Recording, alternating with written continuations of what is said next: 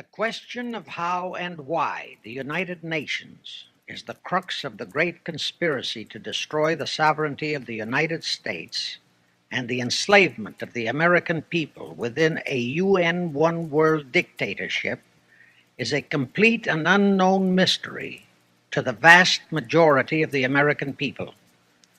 The reason for this unawareness of the frightening danger to our country and to the entire free world is simple.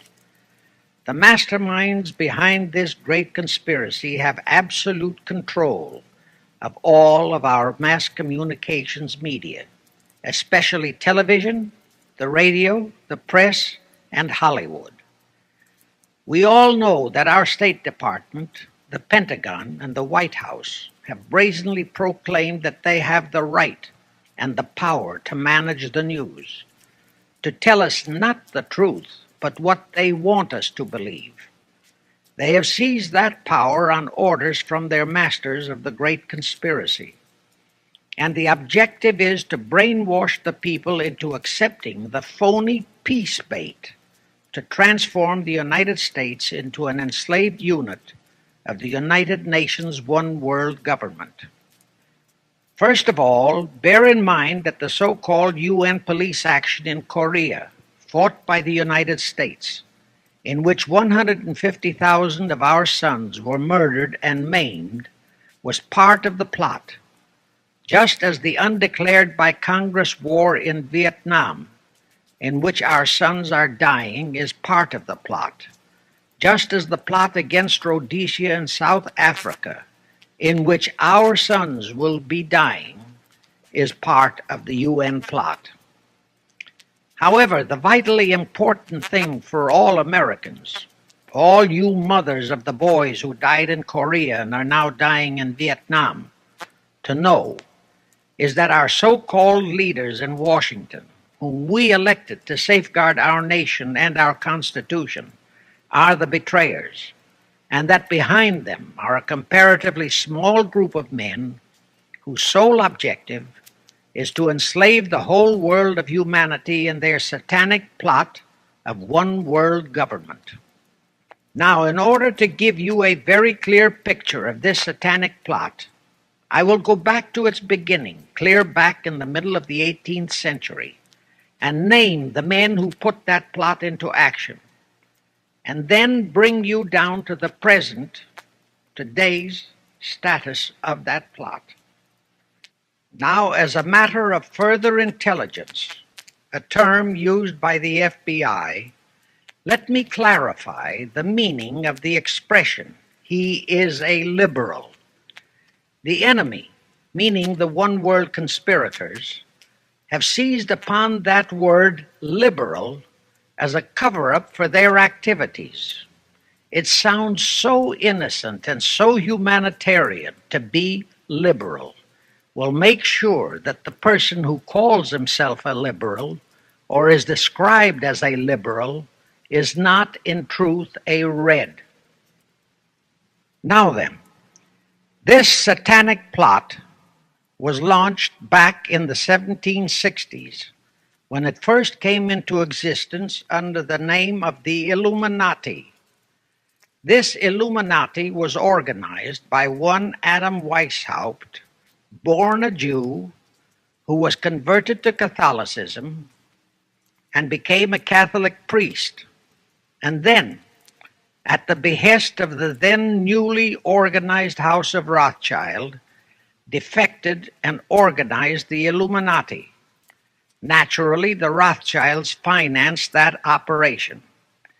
And every war since then, beginning with the French Revolution, has been promoted by the Illuminati, operating under various names and guises.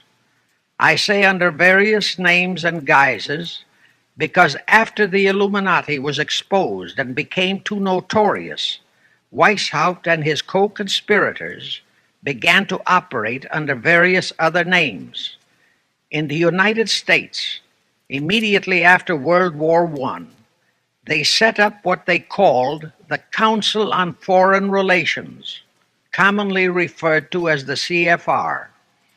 And this CFR is actually the Illuminati in the United States. And its hierarchy, the masterminds in control of the CFR, to a very great extent, are the descendants of the original Illuminati conspirators.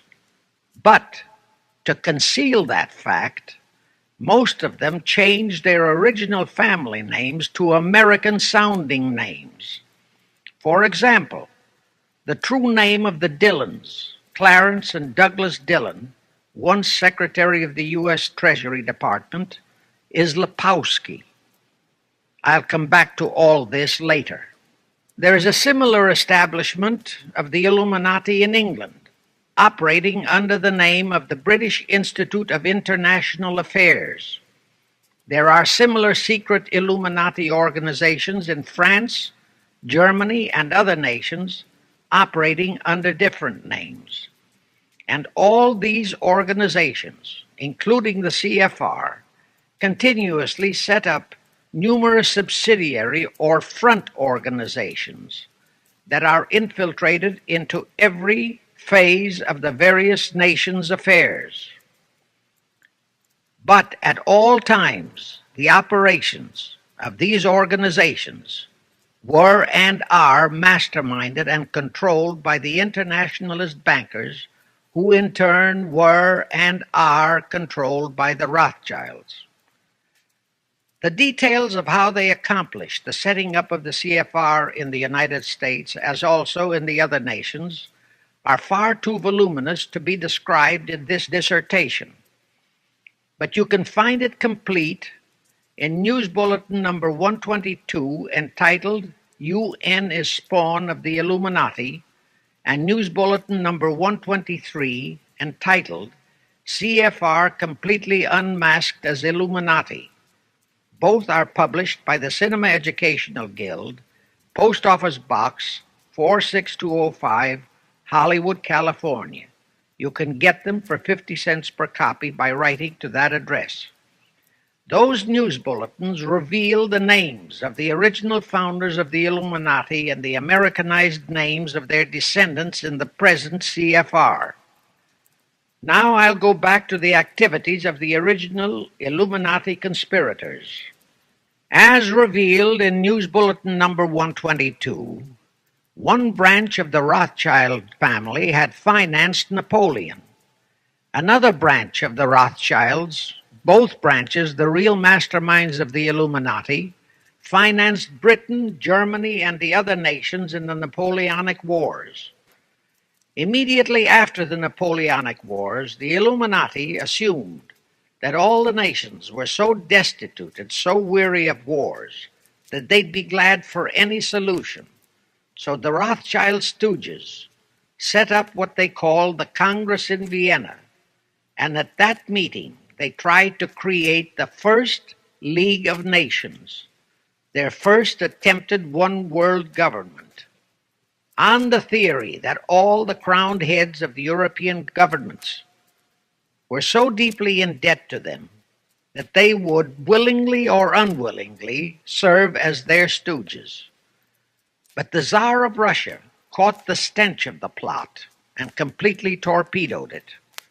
The enraged Nathan Rothschild, then the head of that dynasty, vowed that someday he or his descendants would destroy the Tsar and his entire family. And his descendants did accomplish that very threat in 1917. At this point, bear in mind that the Illuminati was not set up to operate on a short-range basis. Normally, a conspirator of any type enters into a conspiracy with the expectation of achieving his objective during his own lifetime, but that was not the case with the Illuminati. True, they hoped to accomplish their objective during their lifetime. But, paraphrasing The Show Must Go On, the Illuminati operates on the very long-range basis. Whether it will take scores of years or even centuries, they have dedicated their descendants to keep the plot boiling until they hope the conspiracy is achieved. Now let's go back to the birth of the Illuminati. Adam Weishaupt was a Jesuit-trained professor of canon law, teaching in Ingolstadt University when he defected from Christianity to embrace the Luciferian conspiracy. It was in 1770 that the professional moneylenders, the then recently organized House of Rothschild, retained him to revise and modernize the age-old protocols of Zionism, which from the outset was designed to give the synagogue of Satan, so named by Jesus Christ, ultimate world domination, so they could impose the Luciferian ideology upon what would remain of the human race after the final social cataclysm by use of satanic despotism. Weishaupt completed his task May 1st, 1776. Now you know why May 1 is the great day with all communist nations to this very day. That was the day, May 1, 1776, that Weishaupt completed his plan and officially organized the Illuminati to put the plan into execution. That plan required the destruction of all existing governments and religions. That objective was to be reached by dividing the masses of people whom he, Weishaupt, termed Goyim, or human cattle, into opposing camps in ever-increasing numbers on political, social, economic, and other issues, the very conditions we have in our country today. The opposing sides were then to be armed and incidents provided which would cause them to fight and weaken themselves and gradually destroy national governments and religious institutions. Again, I say, the very conditions in the world today. And at this point, let me stress a prime feature of the Illuminati plans. When and if their blueprint for world control, the protocols of the elders of Zion, is discovered and exposed, they would wipe all the Jews off the face of the earth in order to divert suspicions from themselves. If you think this is far-fetched, bear in mind that they permitted Hitler, a liberal socialist himself, who was financed by Krupp, Kennedy, the Warburgs, and the Rothschilds, to incinerate 600,000 Jews. Now, just why did the conspirators choose the word Illuminati for their satanic organization? Weishaupt himself said that the word is derived from Lucifer and means holders of the light, using the lie that his objective was to bring about a one-world government to enable those with mental ability to govern the world and prevent all wars in the future. In short, using the word peace on earth as his bait, exactly as that same bait, peace, was used by the 1945 conspirators to foist the United Nations on us. Weishaupt, financed, I repeat, by the Rothschilds, recruited some 2,000 paid followers. These included the most intelligent men in the fields of arts and letters, education, the sciences, finance, and industry. He then established lodges of the Grand Orient, Masonic lodges, to be their secret headquarters. And I again repeat that in all of this, he was acting under orders from the House of Rothschild. The main features of the Weishaupt plan of operation required his Illuminati to do the following things to help them to accomplish their purpose. Number one, use monetary and sex bribery to obtain control of men already in high places in the various levels of all governments and other fields of endeavor. Once influential persons had fallen for the lies, deceits, and temptations of the Illuminati, they were to be held in bondage by application of political and other forms of blackmail, threats of financial ruin, public exposure, and physical harm, even death, to themselves and loved members of their families.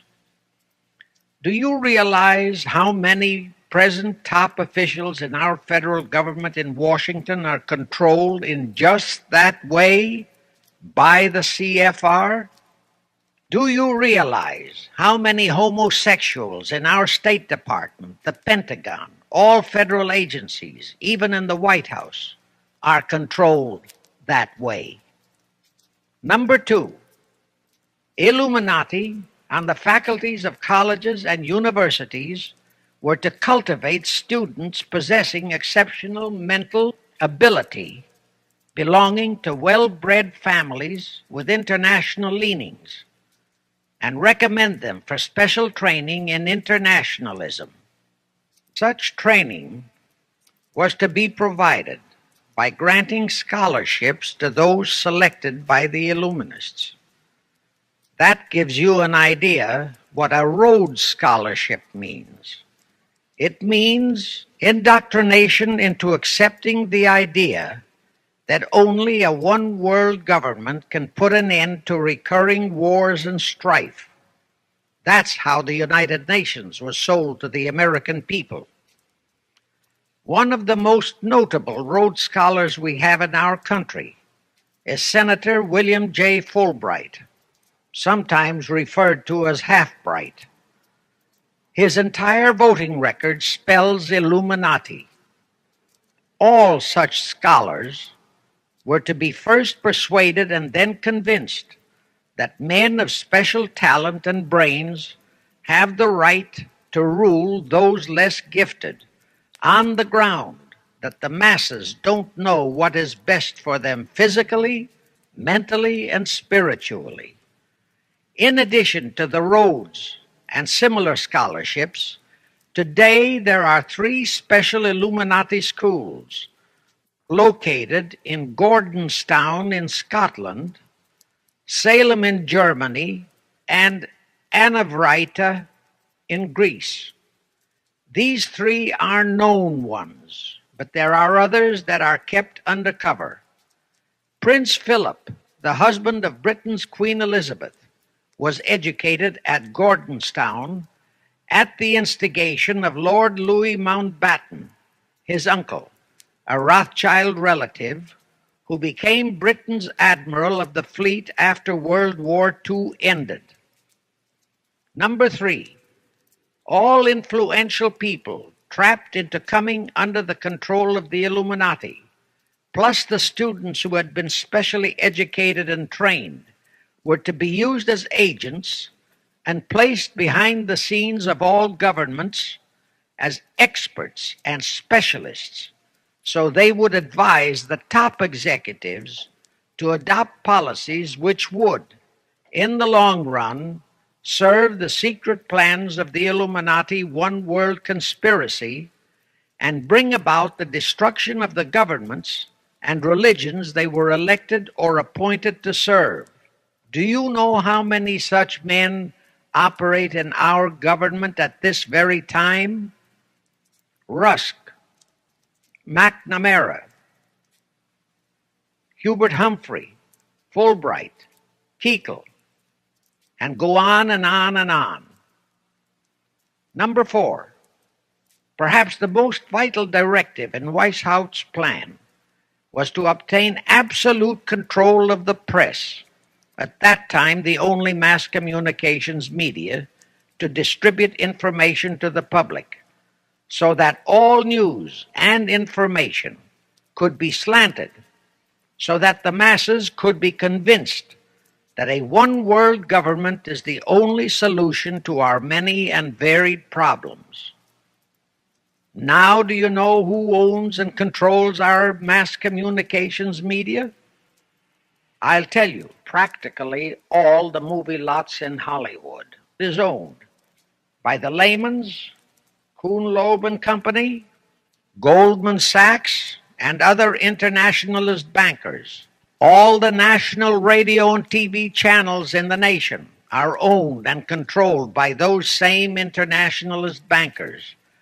The same is true of every chain of metropolitan newspapers and magazines, also of the press wire services, such as Associated Press, United Press International, etc.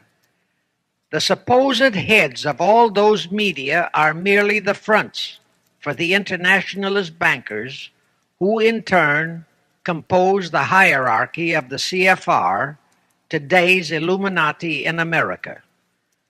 Now can you understand why the Pentagon's press agent Sylvester so brazenly proclaimed that the government has the right to lie to the people?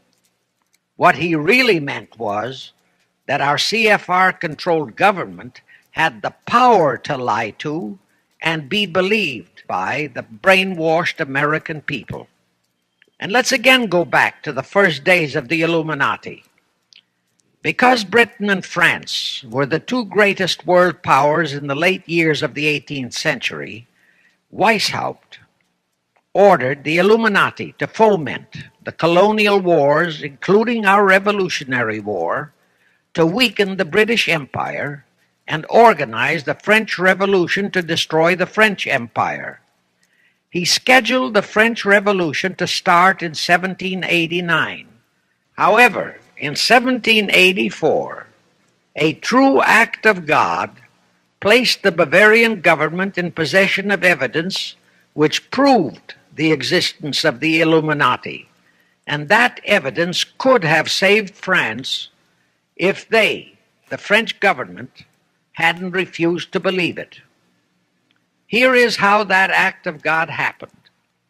It was in 1874 that Weishaupt issued his orders for the French Revolution. A German writer named Zwack put it into book form. It contained the entire Illuminati story and Weishaupt's plans. A copy of this book was sent to the Illuminists in France, headed by Robespierre, whom Weishaupt had delegated to foment the French Revolution. The courier was struck and killed by lightning as he rode through Ralston on his way from Frankfurt to Paris. The police found the subversive documents on his body and turned them over to the proper authorities. After careful study of the plot, the Bavarian government ordered the police to raid Weishaupt's newly organized lodges of the Grand Orient and the homes of his most influential associates. All additional evidence thus discovered convinced the authorities the documents were genuine copies of the conspiracy by which the Illuminati planned to use wars and revolutions to bring about the establishment of a one-world government, the powers of which they, headed by the Rothschilds, intended to usurp as soon as it was established, exactly in line with the United Nations plot of today. In 1785, the Bavarian government outlawed the Illuminati and closed the lodges of the Grand Orient. In 1786, they published all the details of the conspiracy. The English title of that publication is The Original Writings of the Order and Sect of the Illuminati. Copies of the entire conspiracy were sent to all the heads of church and state in Europe. But the power of the Illuminati, which was actually the power of the Rothschilds, was so great that this warning was ignored. Nevertheless, Illuminati became a dirty word, and it went underground. At the same time, Weishaupt ordered Illuminists to infiltrate into the lodges of Blue Masonry and form their own secret societies within all secret societies. Only Masons who proved themselves internationalists and those whose conduct proved they had defected from God were initiated into the Illuminati. Thenceforth, the conspirators donned the cloak of philanthropy and humanitarianism to conceal their revolutionary and subversive activities. In order to infiltrate into Masonic lodges in Britain, Weishaupt invited John Robison over to Europe. Robison was a high-degree Mason in the Scottish Rite. He was a professor of natural philosophy at Edinburgh University and secretary of the Royal Society of Edinburgh. Robison did not fall for the lie that the objective of the Illuminati was to create a benevolent dictatorship, but he kept his reactions to himself so well that he was entrusted with a copy of Weishaupt's revised conspiracy for study and safekeeping. Anyway, because the heads of state and church in France were deluded into ignoring the warnings given them, the revolution broke out in 1789 as scheduled by Weishaupt. In order to alert other governments to their danger, in 1798 Robison published a book entitled Proof of a Conspiracy to Destroy All Governments and Religions. But his warnings were ignored, exactly as our American people have been ignoring all warnings about the United Nations and the Council on Foreign Relations, the CFR.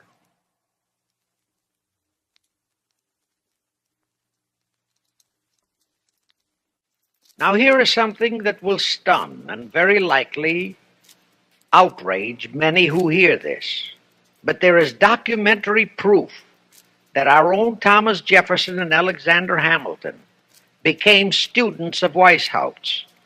Jefferson was one of Weishaupt's strongest defenders when he was outlawed by his government. And it was Jefferson who infiltrated the Illuminati into the then newly organized lodges of the Scottish Rite in New England.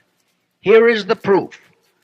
In 1789, John Robison warned all Masonic leaders in America that the Illuminati had infiltrated into their lodges. And on July 19, 1789, David Papin, president of Harvard University, issued the same warning to the graduating class and lectured them on the influence Illuminism was acquiring on American politics and religion. And to top it off, John Quincy Adams, who had organized the New England Masonic lodges, issued his warnings.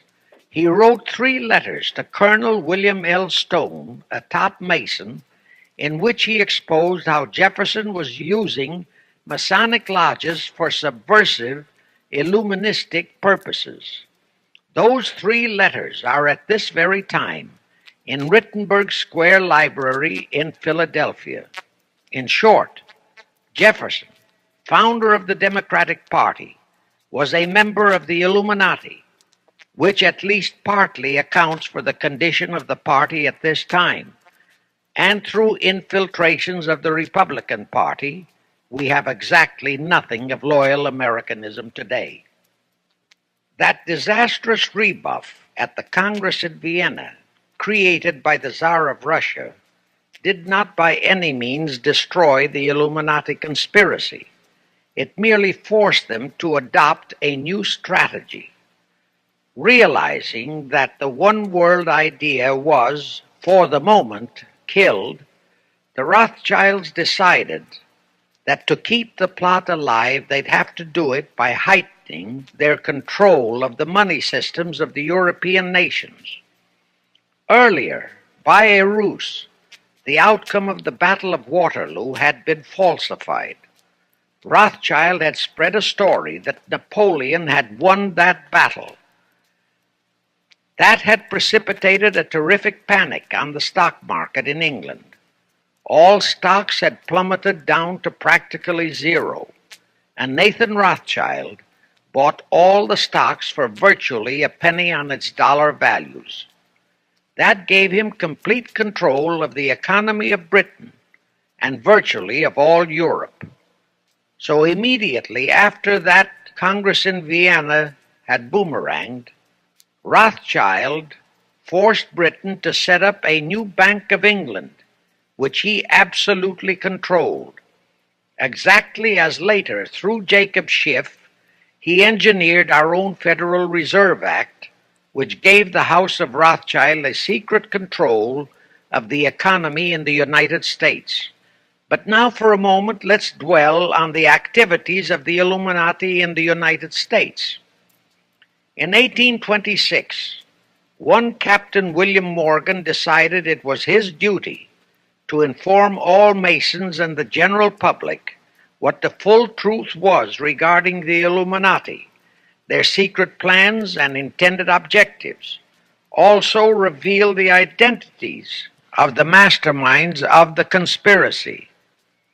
The Illuminati promptly tried Morgan in absentia and convicted him of treason. They ordered one Richard Howard, an English Illuminist, to carry out their sentence of execution as a traitor. Morgan was warned and he tried to escape to Canada, but Howard caught up with him near the border, near the Niagara Gorge to be exact, where he murdered him. This was verified in a sworn statement made in New York by one Avery Allen to the effect that he heard Howard render his report of the execution to a meeting of Knights Templars in St. John's Hall, New York. He also told how arrangements had been made to ship Howard back to England. That Allen affidavit is on record in New York City archives. Very few Masons and very few of the general public know that general disapproval over that incident of murder caused approximately half of all the Masons in the northern jurisdiction of the United States to secede. Copies of the minutes of the meeting held to discuss that matter are still in existence in safe hands, and that all that secrecy emphasizes the power of the masterminds of the Illuminati to prevent such terrible events of history from being taught in our schools. In the early 1850s, the Illuminati held a secret meeting in New York, which was addressed by a British Illuminist named Wright. Those in attendance were told that the Illuminati was organizing to unite the nihilist and atheist groups with all other subversive groups into an international to be known as communists. That was when the word communist first came into being, and it was intended to be the supreme weapon and scare word to terrify the whole world and drive the terrorized peoples into the Illuminati one world scheme. This scheme, communism, was to be used to enable the Illuminati to foment future wars and revolutions. Clinton Roosevelt, a direct ancestor of Franklin Roosevelt, Horace Greeley and Charles Dana, foremost newspaper publishers of that time, were appointed to head a committee to raise funds for the new venture. Of course, most of the funds were provided by the Rothschilds. And this fund was used to finance Karl Marx and Engels when they wrote Das Kapital and the Communist Manifesto in Soho, England. And this clearly reveals that communism is not a so-called ideology, but a secret weapon, a bogeyman word to serve the purpose of the Illuminati. Weishaupt died in 1830, but prior to his death he prepared a revised version of the age-old conspiracy, the Illuminati, which, under various aliases, was to organize, finance, direct, and control all international organizations and groups by working their agents into executive positions at the top. In the United States, we have Woodrow Wilson, Franklin Roosevelt, Jack Kennedy, Johnson, Rusk, McNamara, Fulbright, etc., as prime examples. In addition, While Karl Marx was writing the Communist Manifesto under the direction of one group of Illuminists, Professor Karl Ritter of Frankfurt University was writing the antithesis under direction of another group. The idea was that those who direct the overall conspiracy could use the differences in those two so-called ideologies to enable them to divide larger and larger members of the human race into opposing camps so that they could be armed and then brainwashed into fighting and destroying each other, and particularly to destroy all political and religious institutions. The work Ritter started was continued after his death and completed by the German so-called philosopher Friedrich Wilhelm Nietzsche, who founded Nietzscheism.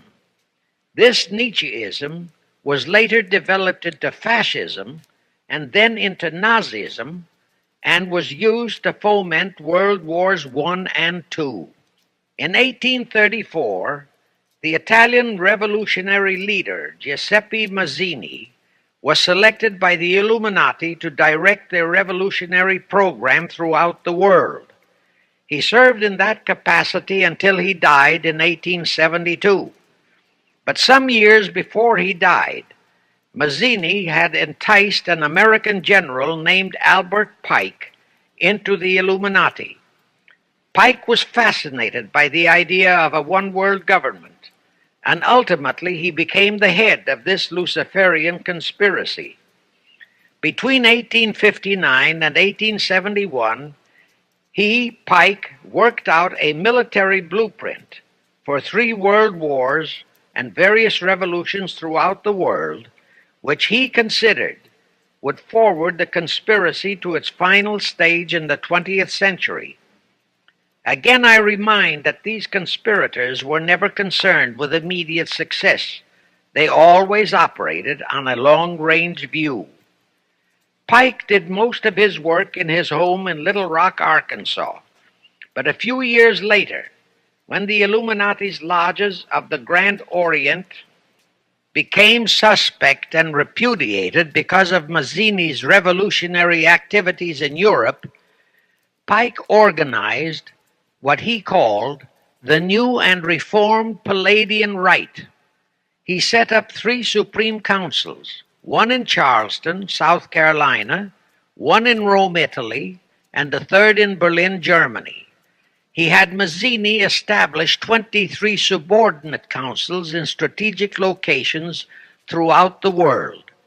These have been the secret headquarters of the world revolutionary movement ever since. Long before Marconi invented radio, the scientists in the Illuminati had found the means for Pike and the heads of his councils to communicate secretly. It was the discovery of that secret that enabled intelligence officers to understand how apparently unrelated incidents, one such as the assassination of an Austrian prince at Sarajevo, took place simultaneously throughout the world, which developed into a war or a revolution. Pike's plan was as simple as it has proved effective. It called for communism, Nazism, political Zionism, and other international movements be organized and used to foment 3 global world wars and at least 2 major revolutions. The First World War was to be fought so as to enable the Illuminati to destroy Tsarism in Russia, as vowed by Rothschild after the Tsar had torpedoed his scheme at the Congress in Vienna, and to transform Russia into a stronghold of atheistic communism. The differences stirred up by agents of the Illuminati between the British and German empires were to be used to foment this war. After the war would be ended, communism was to be built up and used to destroy other governments and weaken religions. World War II, when and if necessary, was to be fomented by using the controversies between fascists and political Zionists. And here let it be noted that Hitler was financed by Krupp, the Warburgs, the Rothschilds, and other internationalist bankers, and that the slaughter of the supposed 600,000 Jews by Hitler didn't bother the Jewish internationalist bankers at all. That slaughter was necessary in order to create worldwide hatred of the German people and thus bring about the war against them. In short, this Second World War was to be fought to destroy Nazism and to increase the power of political Zionism so that the State of Israel could be established in Palestine. During this World War II, international communism was to be built up until it equaled in strength that of united Christendom. When it reached that point, it was to be contained and kept in check until required for the final social cataclysm.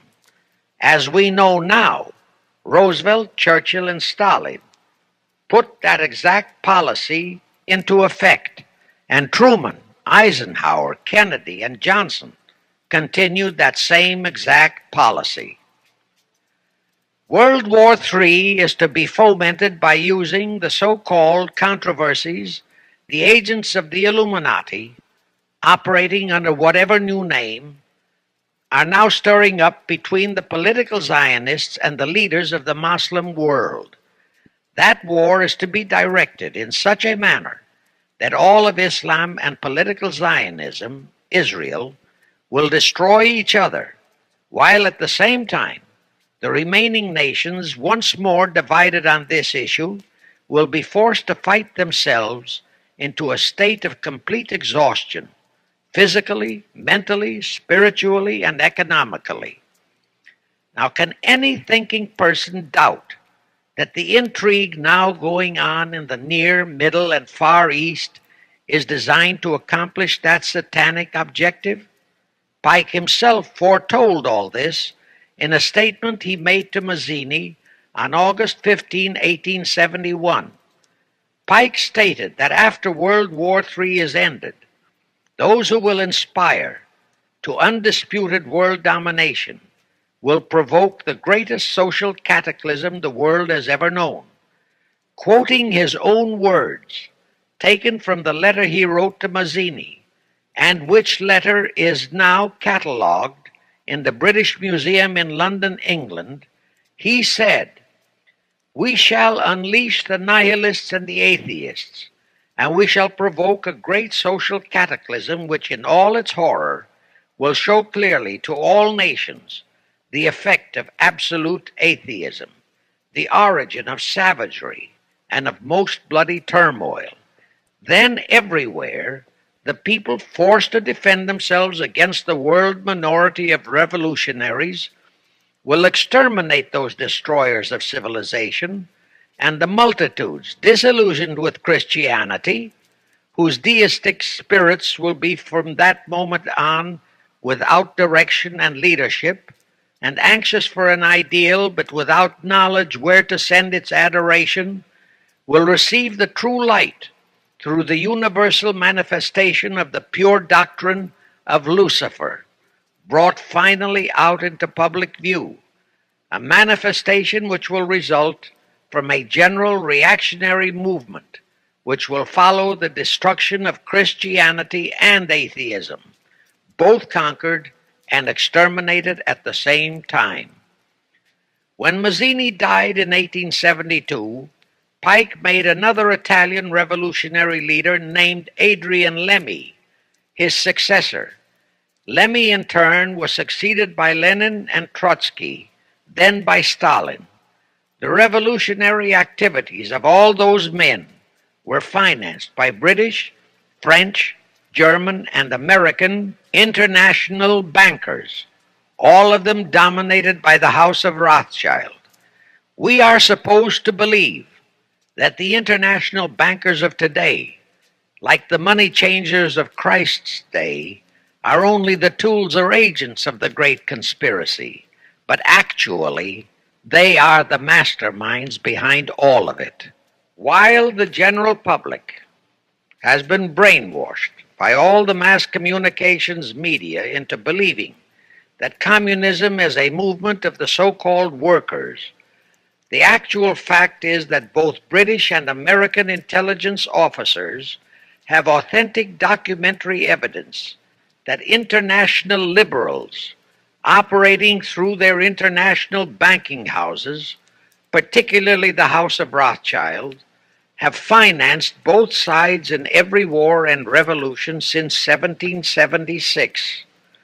Those who today comprise the conspiracy, the CFR in the United States, direct our governments, whom they hold in usury through such methods as the Federal Reserve System in America, to fight wars such as Vietnam, created by the United Nations, so as to further Pike's Illuminati plans to bring the world to that stage of the conspiracy when atheistic communism and the whole of Christianity can be forced into an all-out Third World War within each remaining nation as well as on an international scale. The headquarters of the great conspiracy in the late 1700s was in Frankfurt, Germany, where the House of Rothschild had been established by Mayer Anschelm, who adopted the Rothschild name and linked together other international financiers who had literally sold their souls to the devil. After the Bavarian government's exposure in 1786, the conspirators moved their headquarters to Switzerland, then to London.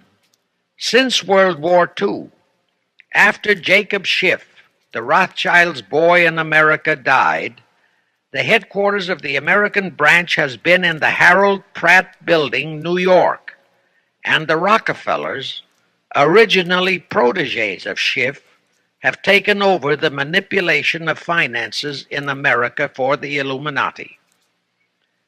In the final phases of the conspiracy, the one world government will consist of the king dictator, head of the United Nations, the CFR, and a few billionaires, economists, and scientists who have proved their devotion to the great conspiracy.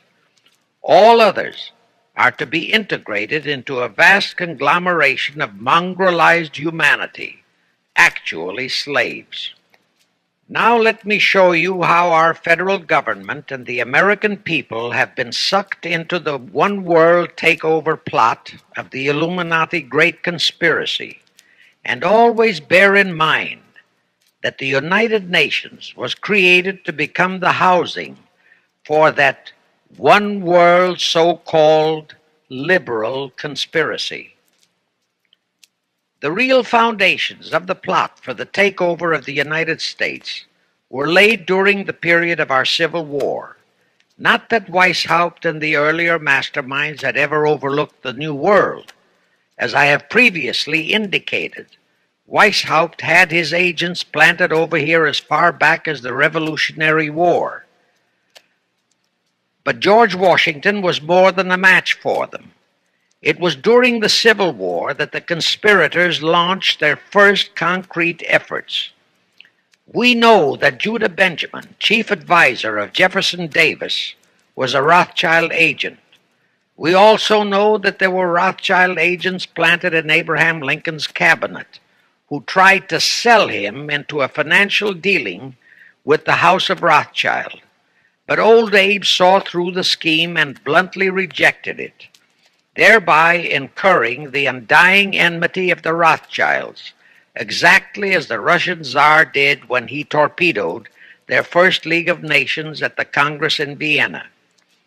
Investigation of the assassination of Lincoln revealed that the assassin, Booth, was a member of a secret conspiratorial group.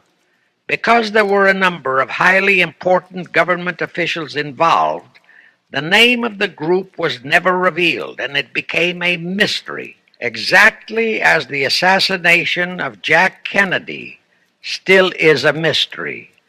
But I am sure it will not for long remain a mystery.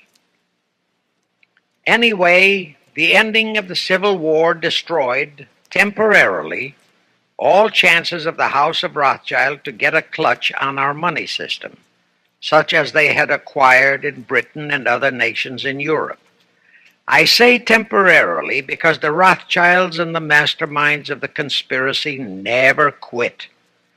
So they had to start from scratch, but they lost no time in getting started. Shortly after the Civil War, a young immigrant who called himself Jacob H. Schiff arrived in New York. Jacob was a young man with a mission for the House of Rothschild. Jacob was the son of a rabbi, born in one of Rothschild's houses in Frankfurt, Germany. I won't go deeply into his background. The important point is that Rothschild recognized in him not only a potential money wizard, but more important, he also saw the latent Machiavellian qualities in Jacob that could, as it did, make him an invaluable functionary in the great one-world conspiracy. After a comparatively brief training period in the Rothschilds' London bank, Jacob left for America with instructions to buy into a banking house, which was to be the springboard to acquire control of the money system of the United States. Actually, Jacob came here to carry out 4 specific assignments. Number 1, and most important, was to acquire control of America's money system. Number 2, find desirable men who, for a price, would be willing to serve as stooges for the great conspiracy and promote them into high places in our federal government, our Congress, in the U.S. Supreme Court, and all federal agencies. Number 3, create minority group strife throughout the nations, particularly between whites and blacks. Number 4, create a movement to destroy religion in the United States, but Christianity to be the chief target. Earlier, I stated that Jacob Schiff came to America with orders by Rothschild to carry out 4 specific directives. The first and most important one was to get control of the United States money system. Let's trace Schiff's step to accomplish that directive. As a first step, he had to buy into a banking house, but it had to be the kind of a house that he could absolutely control and mold for that primary objective of entrapping our U.S. money system. After carefully scouting around, Jacob bought a partnership in a firm that called itself Kuhn and Loeb. Like Schiff, Kuhn and Loeb were immigrants from German Jewish ghettos. They came to the United States in the mid-1840s. Both started their business careers as itinerant pack peddlers. In the early 1850s, they pooled their interests and set up a merchandising store in Lafayette, Indiana, under the firm name of Kuhn and Loeb, servicing the covered wagon settlers on their way west. In the years that followed, they set up similar stores in Cincinnati and St. Louis. Then they added pawnbroking to their merchandising pursuits. From that to money lending was a short and quick step. By the time Schiff arrived on the scene, Kuhn and Loeb was a well-known private banking firm, and this is the firm Jacob bought into. Shortly after he became a partner in Kuhn and Loeb, Schiff married Loeb's daughter, Teresa. Then he bought out Kuhn's interests and moved the firm to New York, and Kuhn and Loeb became Kuhn, Loeb and Company, international bankers, with Jacob Schiff, agent of the Rothschilds, ostensibly the soul out his career. This blend of Judas and Machiavelli, the first hierarch of the Illuminati, great conspiracy in America, posed as a generous philanthropist and a man of great holiness, the cover-up policy set forth by the Illuminati. As I have stated, the first great step of the conspiracy was to be the entrapment of our money system. To achieve that objective, Schiff had to get full cooperation of the then big banker elements in America, and that was easier said than done. Even in those years, Wall Street was the heart of the American money mart, and J.P. Morgan was its dictator. Next in line were the Drexels and the Biddles in Philadelphia. All the other financiers, big and little, danced to the music of those three houses, but particularly to that of Morgan. All of those three were proud, haughty, arrogant potentates. For the first few years they viewed the little bewhiskered man from the German ghettos with utter contempt. But Jacob knew how to overcome that. He threw a few Rothschild bones to them, said bones being distribution in America of desirable European stock and bond issues. Then he discovered he had a still more potent weapon in his hands in the following. It was in the decades following our Civil War that our industries began to burgeon. We had great railroads to build. The oil, mining, steel, textile industries were bursting out of their swaddling clothes. All that called for vast financing. Much of that financing had to come from abroad. That meant the House of Rothschild, and that was when Schiff came into his own. He played a very crafty game. He became the patron saint of John D. Rockefeller, Edward R. Harriman, and Andrew Carnegie. He financed the Standard Oil Company for Rocky, the railroad empire for Harriman, and the steel empire for Carnegie. But instead of hogging all the other industries for Kuhn Loeb and Company, he opened the doors of the House of Rothschild to Morgan, Biddle, and Drexel. In turn, Rothschild arranged the setting up of London, Paris, European, and other branches for those three, but always in partnerships with Rothschild subordinates. And Rothschild made it very clear to all those men that Schiff was to be the boss in New York. Thus, at the turn of the century, Schiff had a tight control of the entire banking fraternity on Wall Street, which by then, with Schiff's help, included Lehman Brothers, Goldman Sachs, and other internationalist banks, headed by men chosen by the Rothschilds.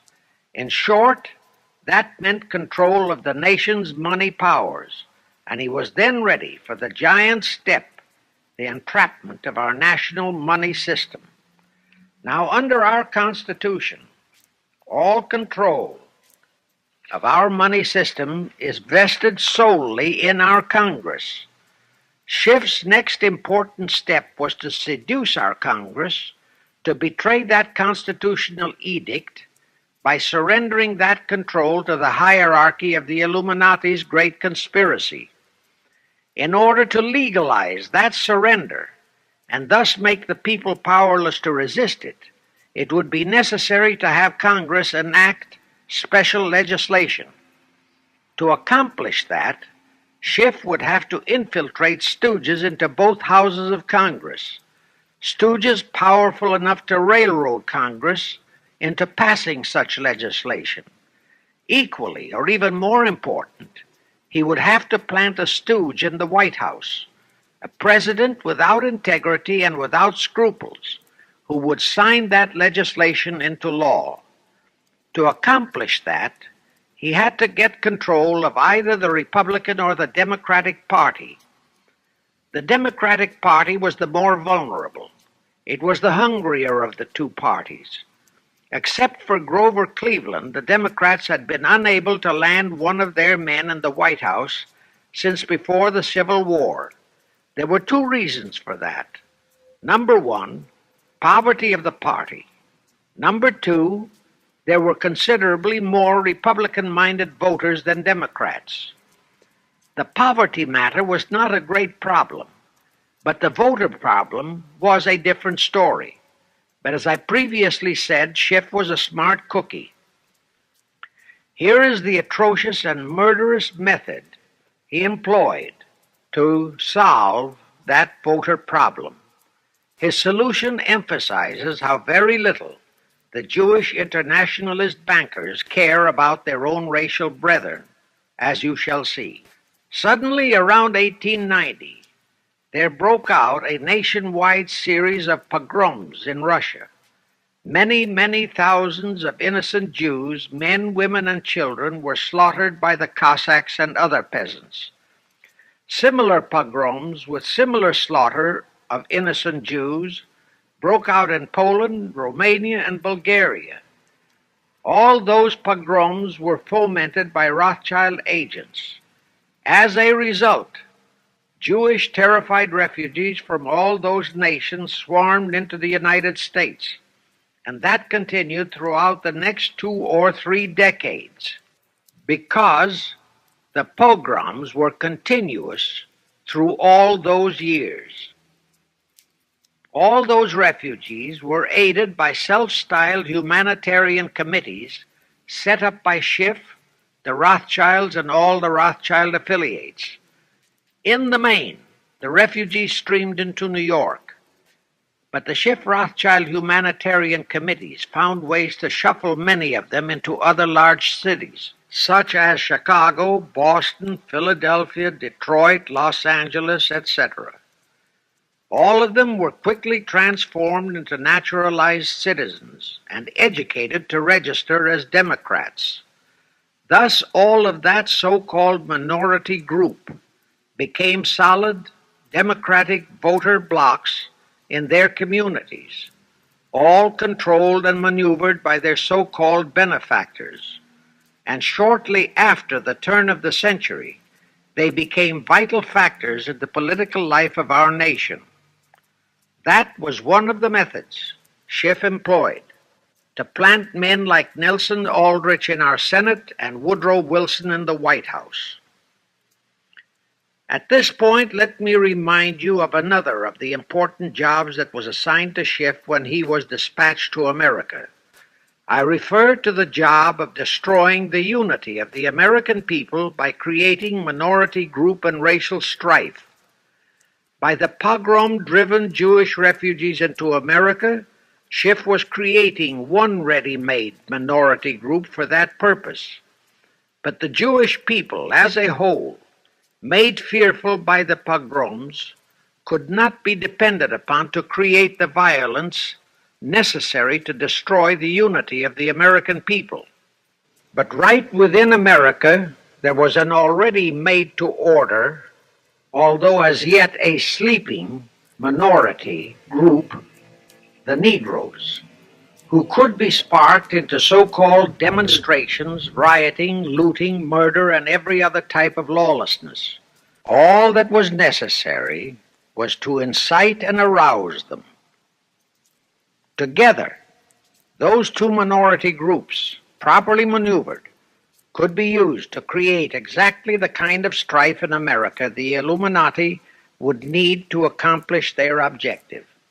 Thus, at the same time that Schiff and his co-conspirators were laying their plans for the entrapment of our money system, they were also perfecting plans to hit the unsuspecting American people with an explosive and terrifying racial upheaval that would tear the people into hate fractions and create chaos throughout the nation, especially on all college and university campuses, all protected by Earl Warren decisions and our so-called leaders in Washington.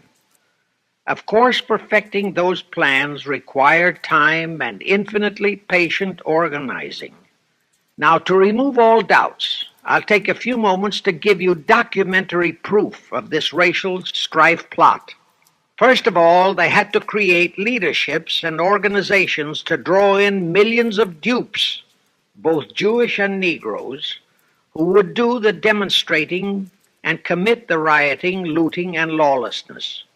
So in 1909, Schiff, the Lamans, and other conspirators organized and set up the National Association for the Advancement of the Colored People, known as the NAACP. The presidents, directors, and legal counsels of the NAACP were always white men, Jews appointed by Schiff. And this is the case to this very day. Then, in 1913, the Schiff Group organized the Anti-Defamation League of the B'nai B'rith, commonly known as the ADL, to serve as the Gestapo and hatchetman outfit for the entire Great Conspiracy. Today, this sinister ADL maintains over 2,000 agencies in all parts of the country, and they advise and completely control every action of the NAACP, CORE, of the Urban League, of all the other so-called Negro civil rights organizations throughout the nation, including such leaders as Martin Lucifer King, Stokely Carmichael, Bayard Rustin, and others of that ilk.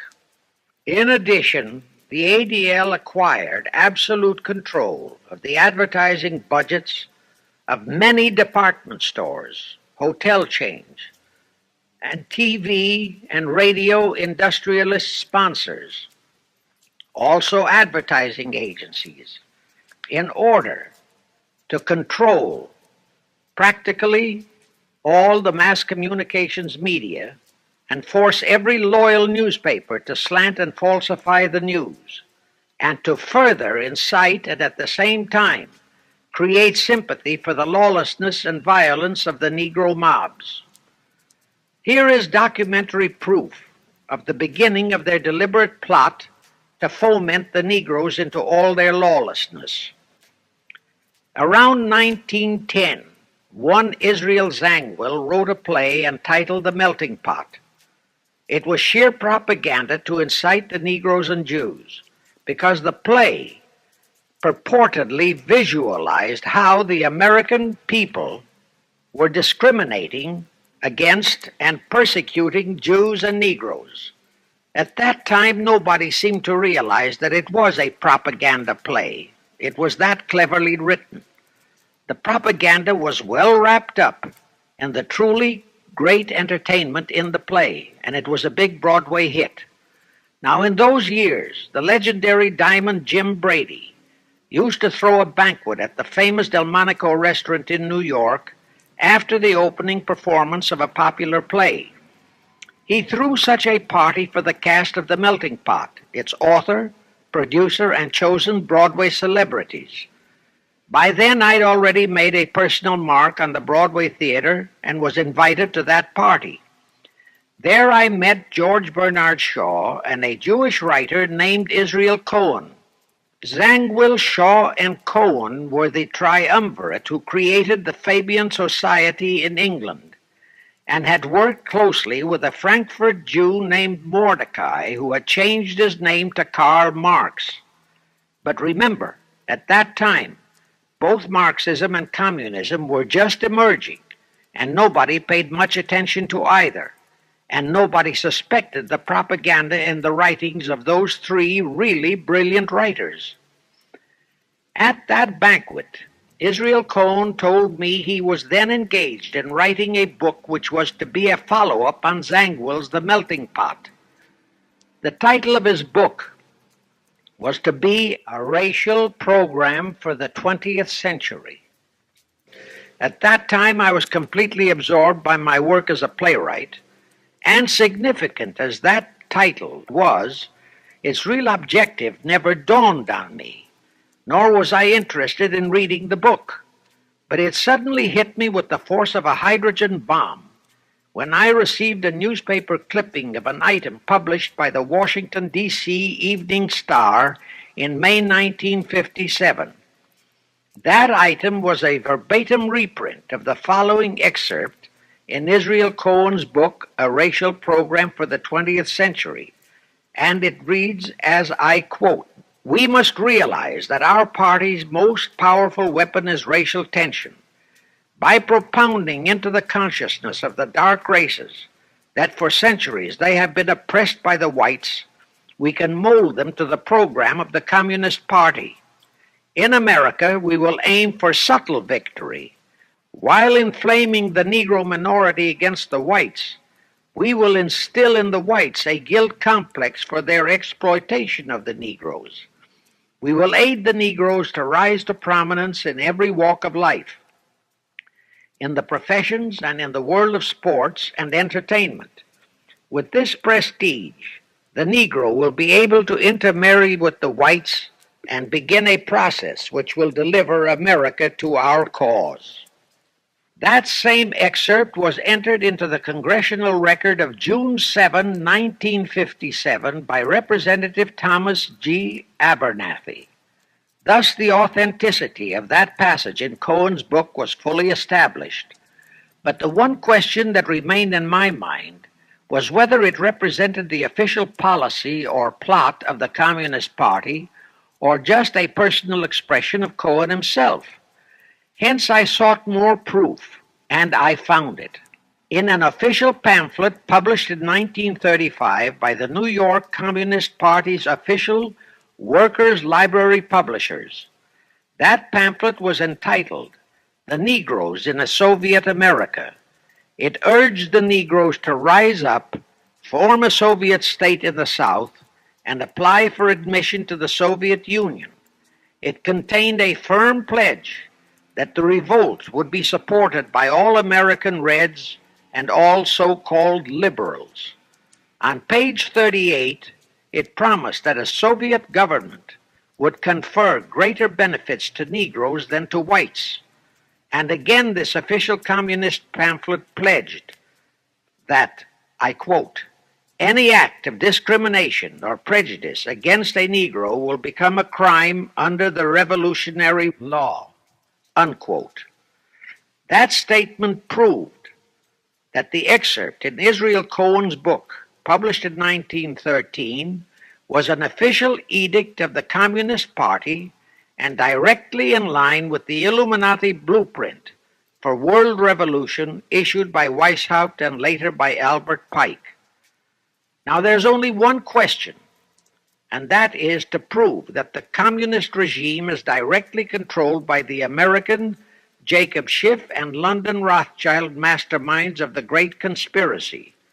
A little later, I will provide that proof that will remove even a remote doubt that the Communist Party as we know it was created by those masterminds, capitalists if you will note, that Schiff, the Warburgs, and the Rothschilds planned and financed the entire Russian Revolution, also the murder of the Tsar and his family, and that Lenin, Trotsky, and Stalin took their orders directly from Schiff and the other capitalists whom they supposedly are fighting. Now can you see why the vile Earl Warren and his equally vile co-Supreme Court justices issued that infamous and treasonous desegregation decision in 1954? It was to aid and abet the plot of the Illuminati conspirators to create tension and strife between Negroes and whites. Can you see why the same Earl Warren issued his decision prohibiting Christian prayers and Christmas carols in our schools? It was done to destroy Christianity. Can you see why Eisenhower, despite all the rigid constitutional prohibitions, sent federal troops into a southern state to enforce the desegregation decision? Why Kennedy did likewise?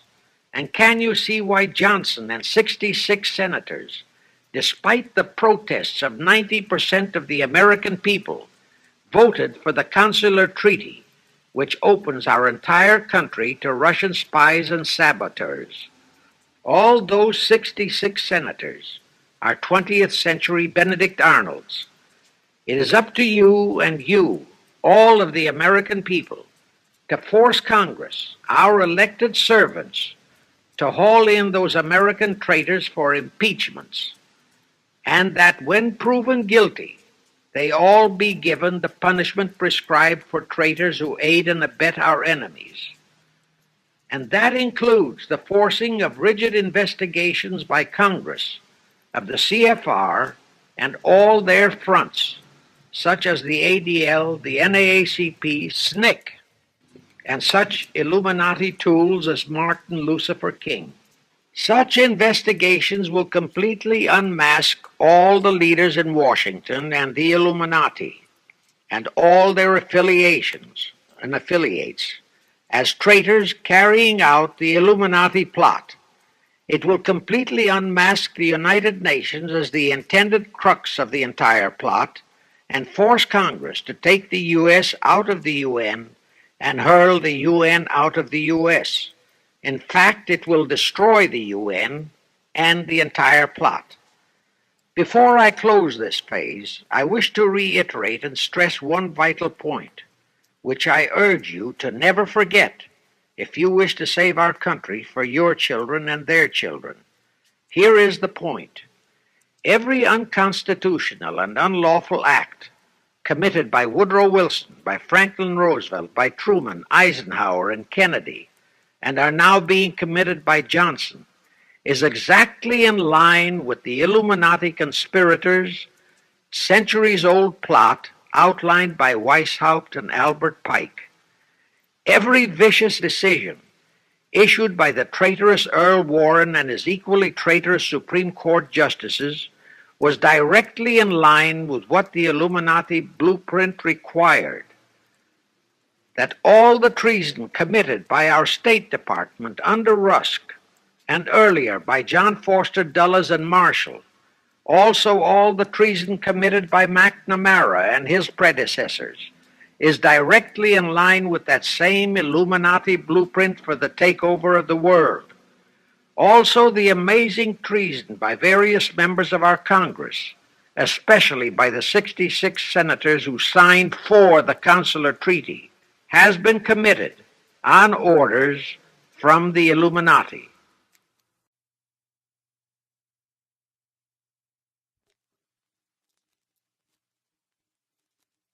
Now I will go back to Jacob Schiff's entrapment of our money system and the treasonous actions that followed.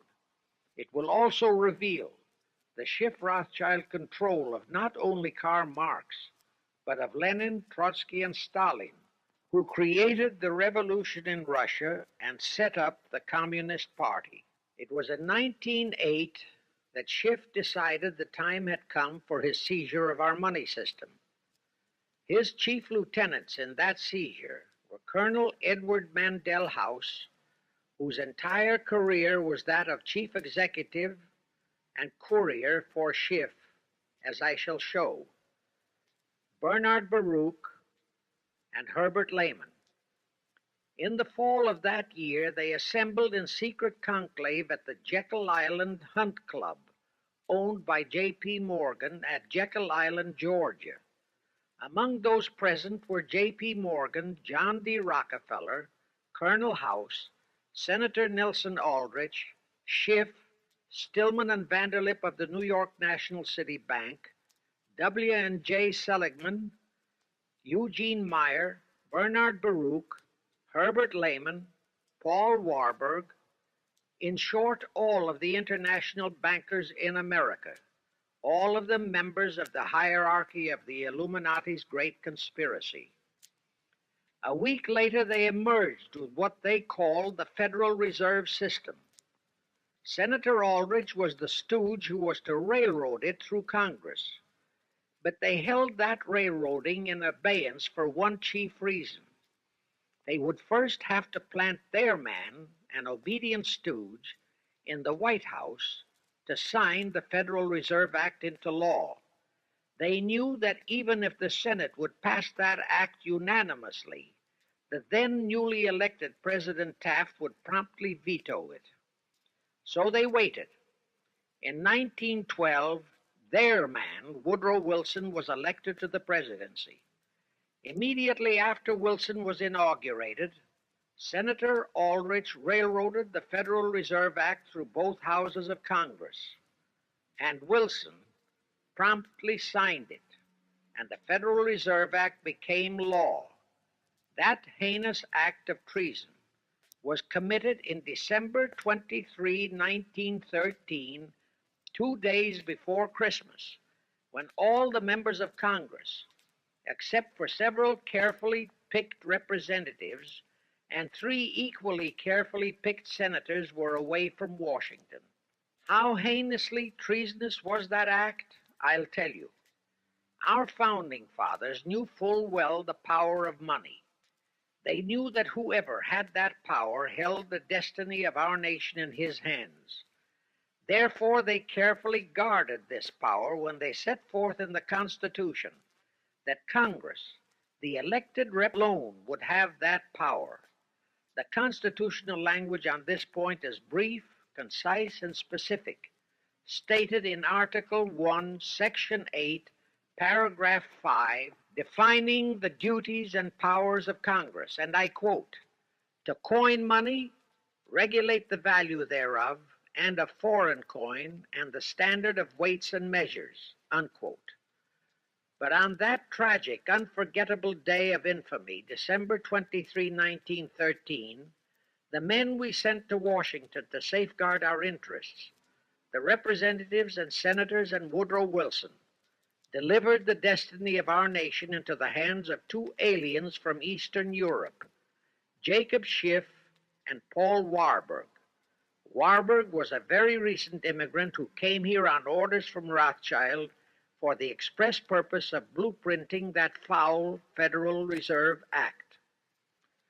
Now, the vast majority of the American people think that the Federal Reserve System is a United States government-owned agency. That is positively false. All of the stock of the Federal Reserve banks is owned by the member banks, and the heads of the member banks are all members of the hierarchy of the great Illuminati conspiracy known today as the CFR.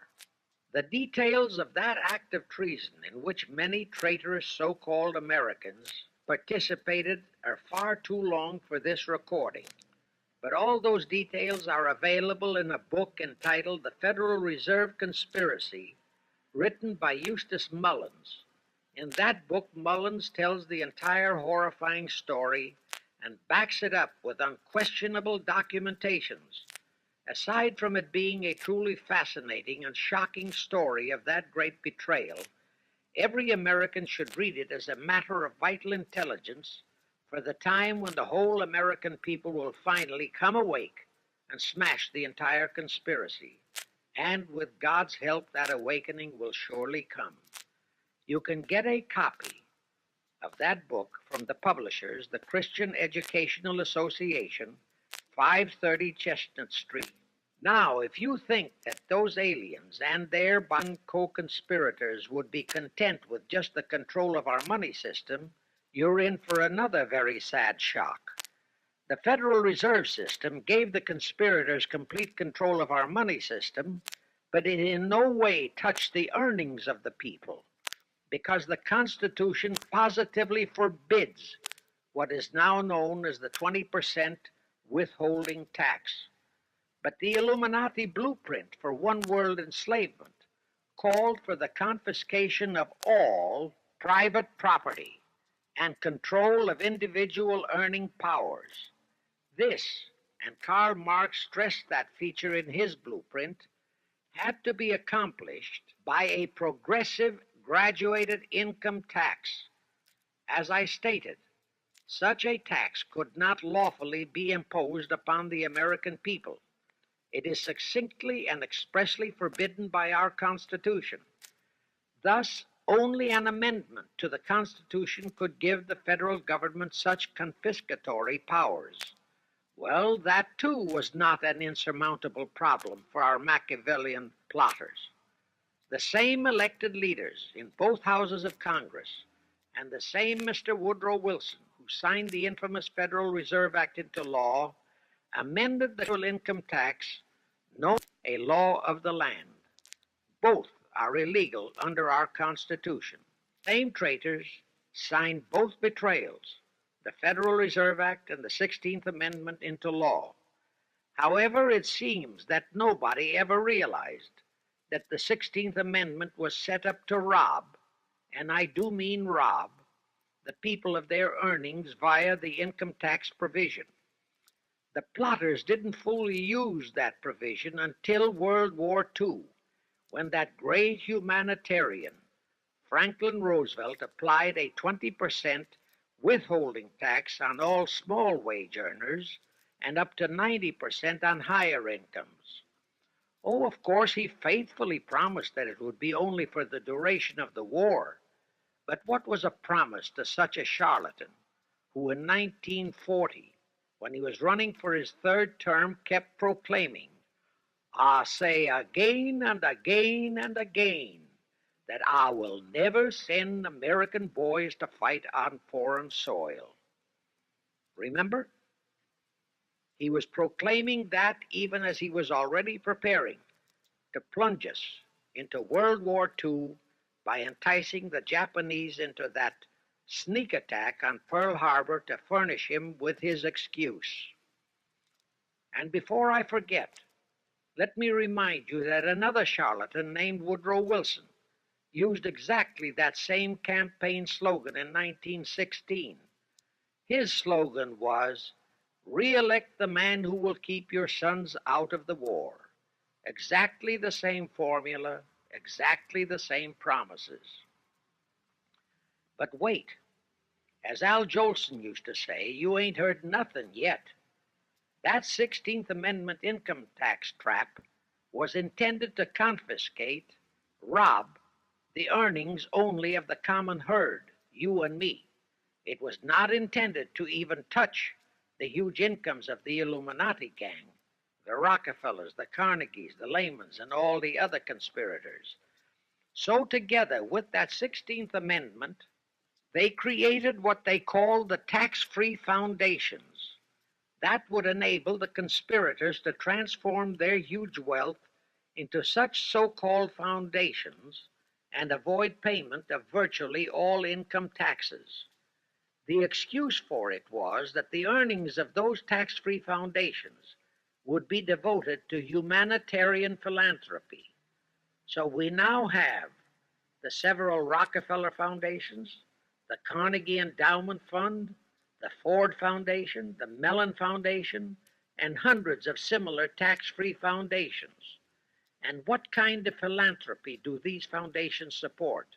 Well, they finance all the civil rights groups that are creating all the chaos and rioting all over the country. They finance the Martin Lucifer Kings. The Ford Foundation finances the Center for the Study of Democratic Institutions in Santa Barbara, commonly referred to as Moscow West, and which is headed by Wonderboy Hutchins, Walter Reuther, Irwin Canham, and others of that ilk. In short, the tax-free foundation financed those who are doing the job for the Illuminati Great Conspiracy. And what are the hundreds of billions of dollars they confiscate every year from the earnings of the common herd, you and me, used for?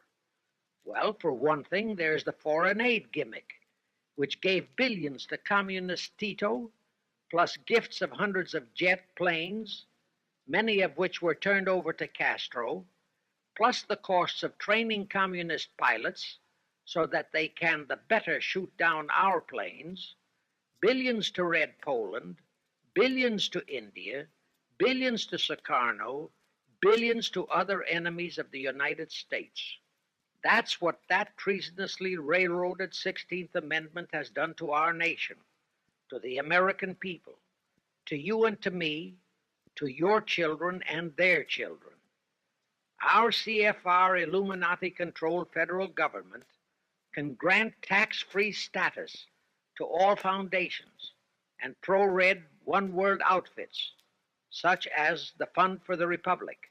But if you, or a patriotic pro-organization, is too outspokenly pro-American, they can terrify and intimidate you by finding a misplaced comma in your income tax report and by threatening you with penalties, fines, and even prison. Future historians will wonder how the American people could have been so naive and stupid as to have permitted such audaciously brazen acts of treason as the Federal Reserve Act and the 16th Amendment. Well, they were not naive and they were not stupid. The answer is they trusted the men they elected to safeguard our country and our people, and they just didn't have even an inkling about either betrayal until after each one had been accomplished. It was the Illuminati-controlled mass communications media that kept and is keeping our people naive and stupid and unaware of the treason being committed.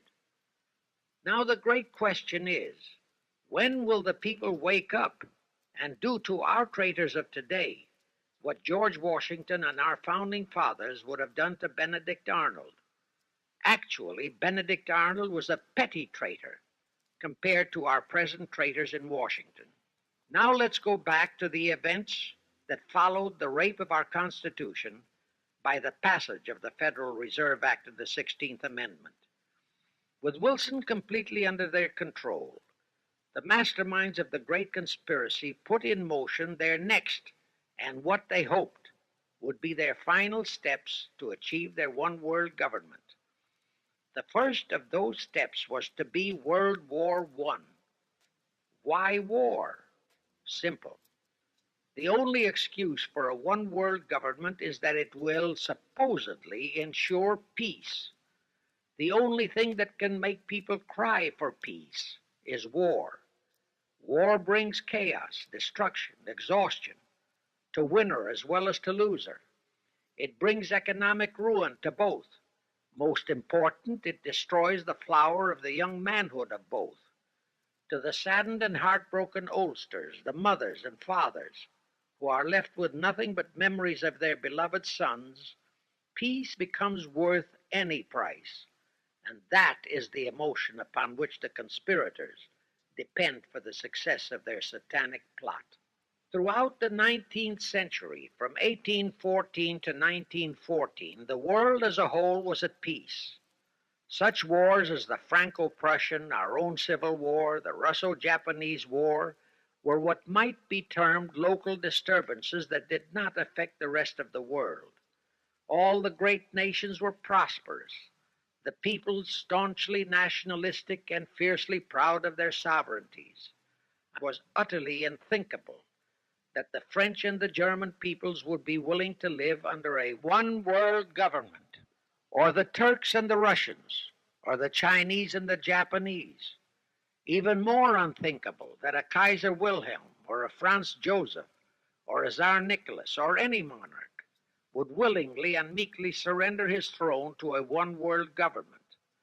But bear in mind that the peoples in all nations are the real power, and only one thing, war, could make the peoples yearn and clamor for a peace-ensuring one-world government.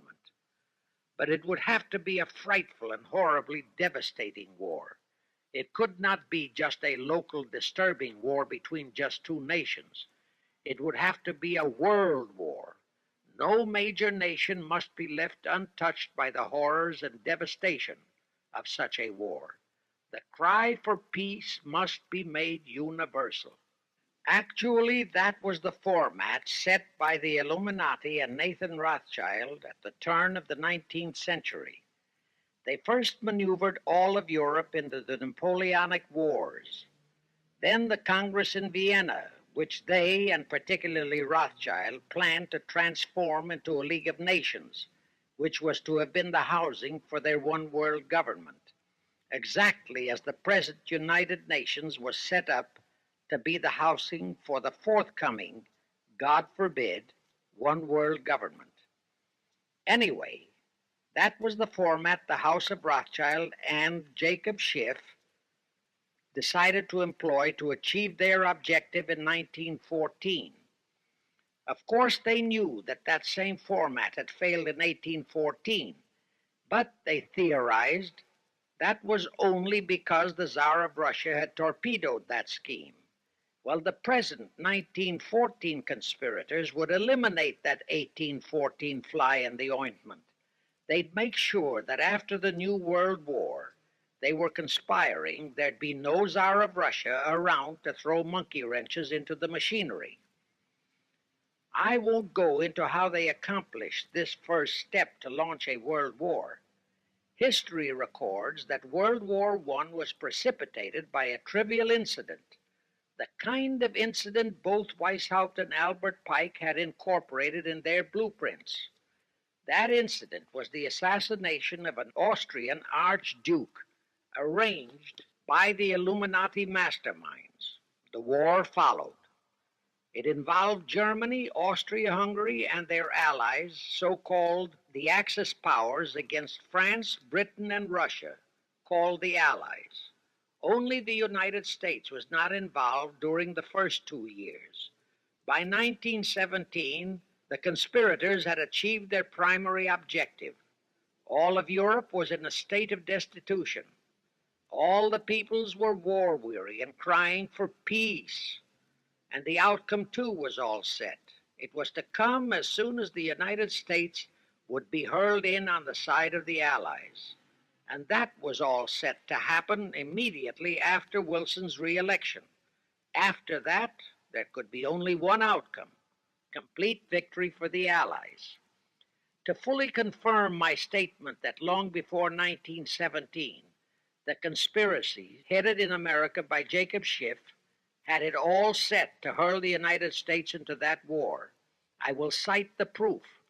When Wilson was campaigning for re-election in 1916, his chief appeal was, "Re-elect the man who will keep your sons out of the war." But during that same campaign, the Republican Party publicly charged that Wilson had long committed himself to throw us into the war. They charged that if he would be defeated, he would accomplish that act during his few remaining months in office. But if re-elected, he would hold off until after re-election.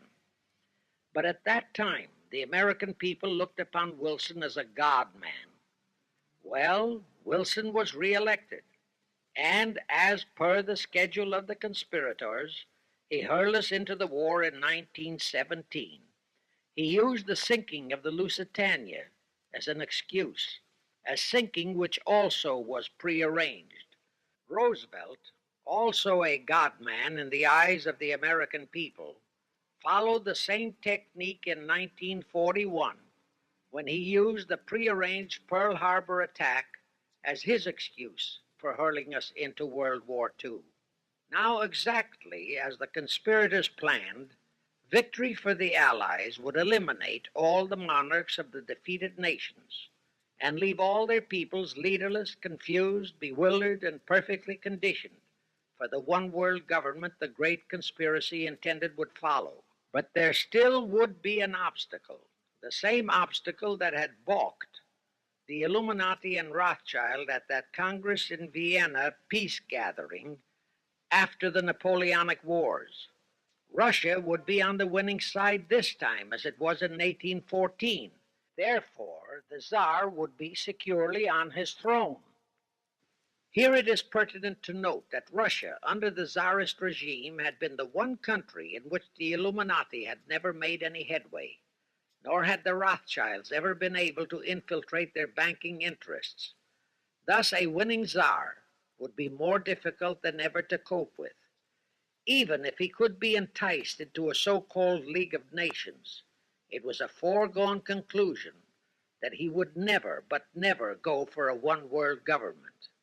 So even before the outbreak of World War I, the conspirators had a plan in the making to carry out Nathan Rothschild's vow of 1814, to destroy the Tsar and also murder all possible royal heirs to the throne. And it would have to be done before the close of the war, and the Russian Bolsheviki were to be their instruments in this particular plot. From the turn of the century, the chiefs of the Bolsheviki were Nikolai Lenin, Leon Trotsky, and later Joseph Stalin. Of course, those were not their true family names. Prior to the outbreak of the war, Lenin headquartered in Paris. After the outbreak, Switzerland became his haven. Trotsky's headquarters were on the Lower East Side in New York, largely the habitat of Russian Jewish refugees. Both Lenin and Trotsky were similarly bewhiskered and unkempt. In those days, that was the badge of Bolshevism. Both lived well, yet neither had a regular occupation. Neither had any visible means of support, yet both always had plenty of money. All those mysteries were solved in 1917. Right from the outset of the war, strange and mysterious goings-on were taking place in New York.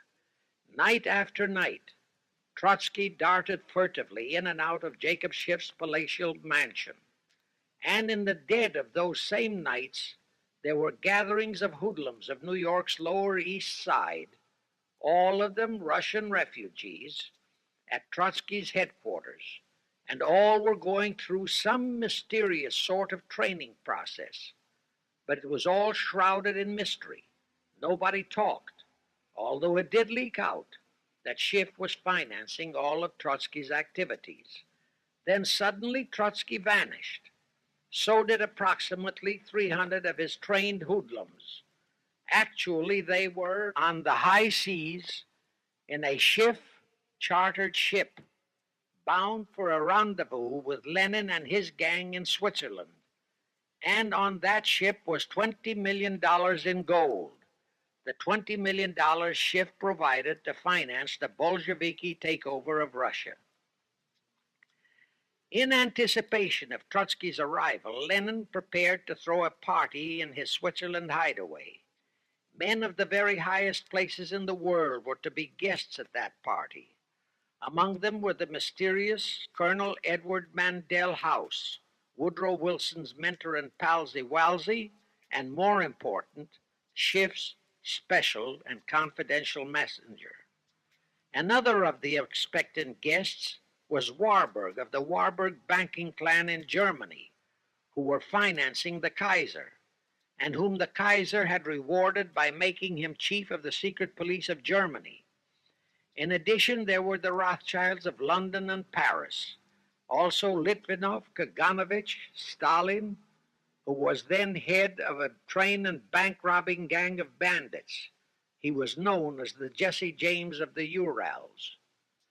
And here I must remind that England and France were then long in war with Germany, and that on February 3, 1917, Wilson had broken off all diplomatic relations with Germany. Therefore, Warburg, Colonel House, the Rothschild, and all those others were enemies. But of course, Switzerland was neutral ground where enemies could meet and be friends, especially if they had some scheme in common. That Lenin party was very nearly wrecked by an unforeseen incident. The Schiff-chartered ship on its way to Switzerland was intercepted and taken into custody by a British warship. But Schiff quickly rushed orders to Wilson to order the British to release the ship intact with the Trotsky hoodlums and the gold. Wilson obeyed. He warned the British that if they refused to release the ship, the United States would not enter the war in April as he had faithfully promised a year earlier. The British heeded the warning. Trotsky arrived in Switzerland, and the Lenin party went off as scheduled. But they still faced what ordinarily would have been the insurmountable obstacle of getting the Lenin-Trotsky band of terrorists across the border into Russia. Well, that's where Brother Warburg, chief of the German secret police, came in. He loaded all those thugs into sealed freight cars and made all the necessary arrangement for their secret entry into Russia. The rest is history. The revolution in Russia took place, and all members of the royal Romanov family were murdered.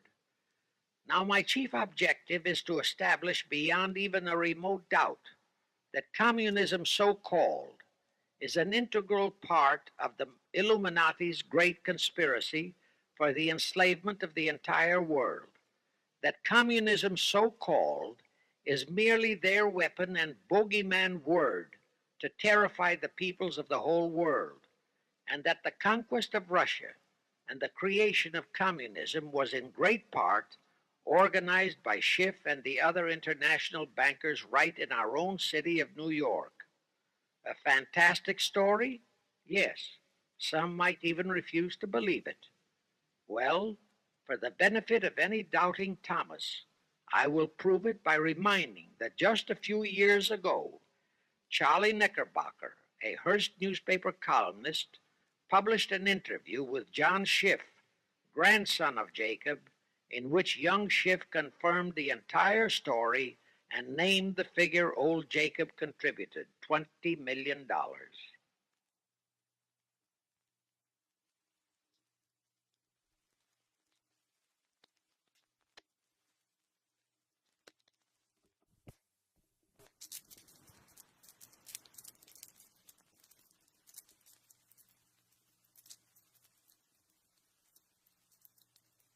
If anybody still has even a remote doubt that the entire menace of communism was created by the masterminds of the great conspiracy right in our own city of New York, I will cite the following historical fact.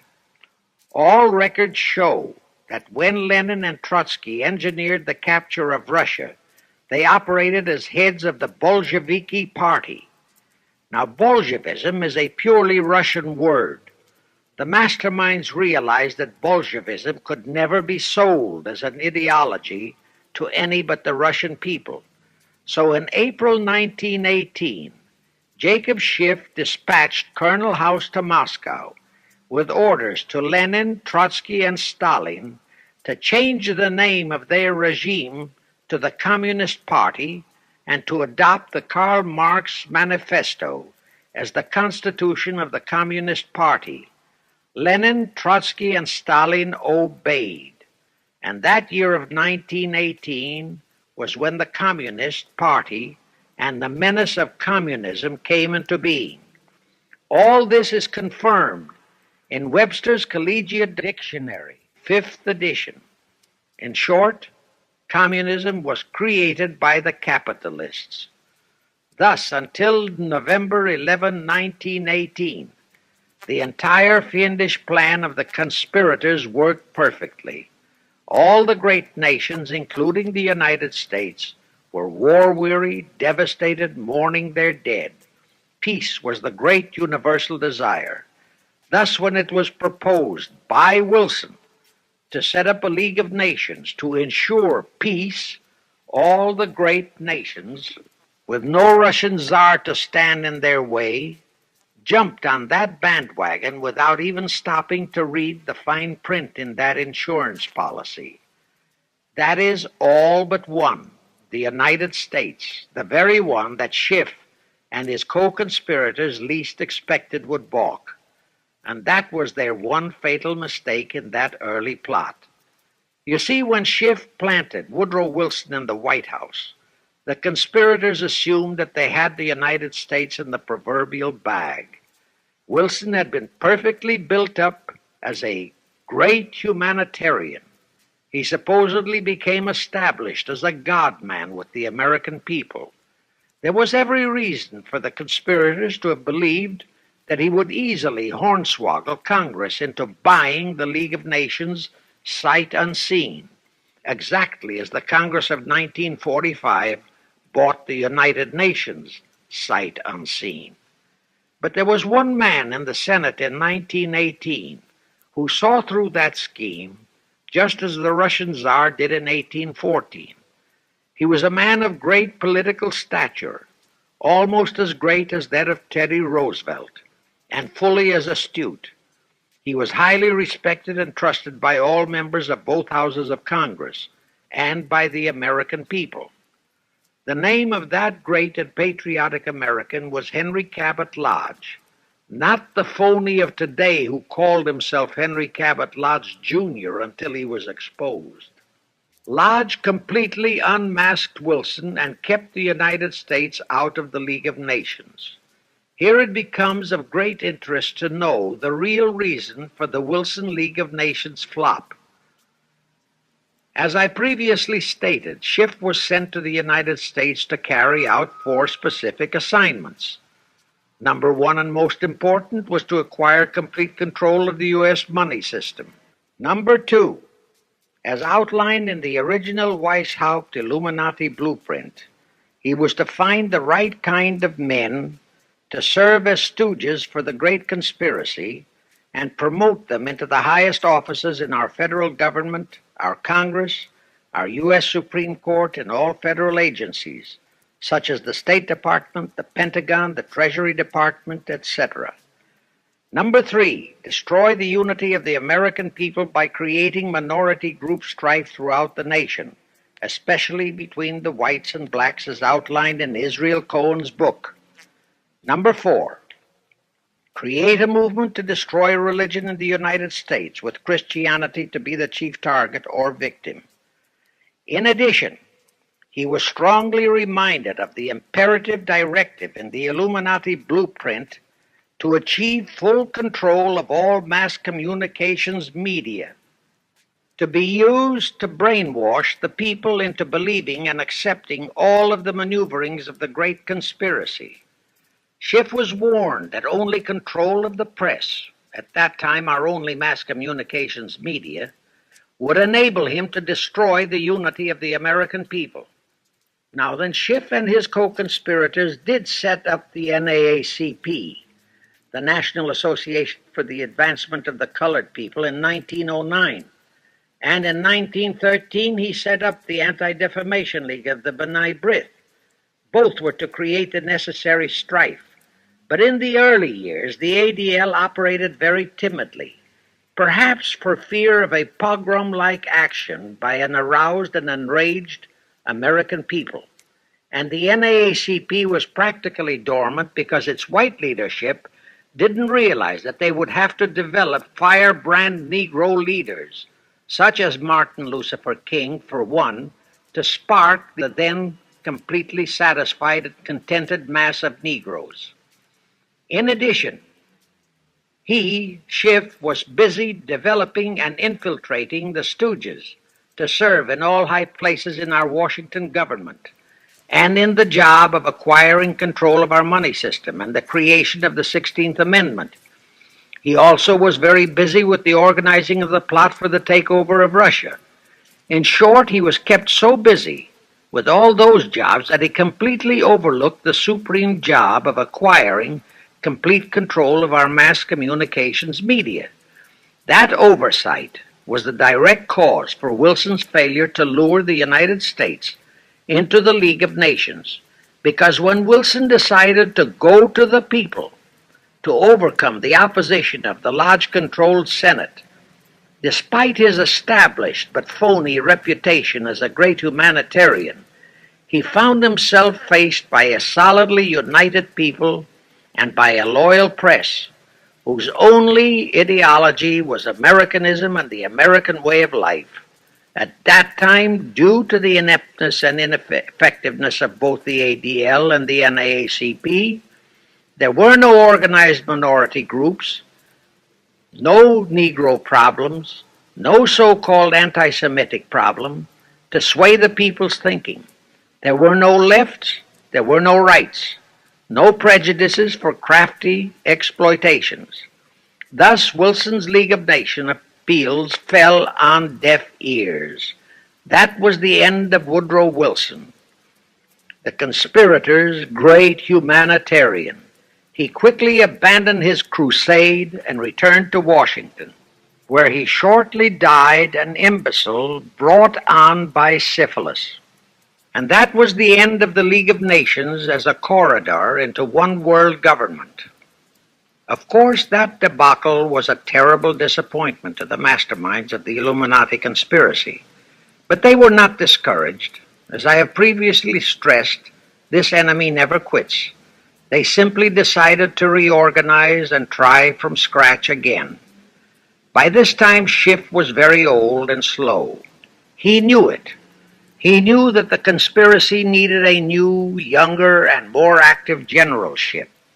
So, on his orders, Colonel House and Bernard Baruch organized and set up what they called the Council on Foreign Relations, the new name under which the Illuminati would continue to function in the United States. The hierarchy, officers and directors of the CFR, is composed principally of descendants of the original Illuminati, many of whom had abandoned their old family names and acquired new Americanized names. For one example, we have Dillon, who was Secretary of Treasury of the United States, whose original name was Lepowski. Another example is Paley, head of the CBS TV channel, whose true name is Polinsky. The membership of the CFR is approximately 1,000 in number, and contains the heads of virtually every industrial empire in America, such as Blau, president of the U.S. Steel Corporation, Rockefeller, king of the oil industry, Henry Ford II, and so on.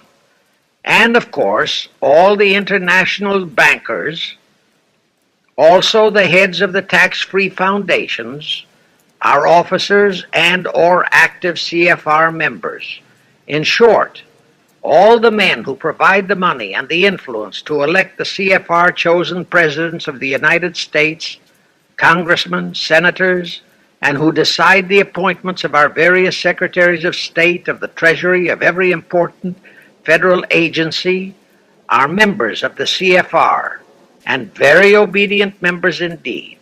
Now, just to cement that fact, I will mention the names of a few of the United States presidents who were members of the CFR: Franklin Roosevelt, Herbert Hoover, Dwight D. Eisenhower, Jack Kennedy.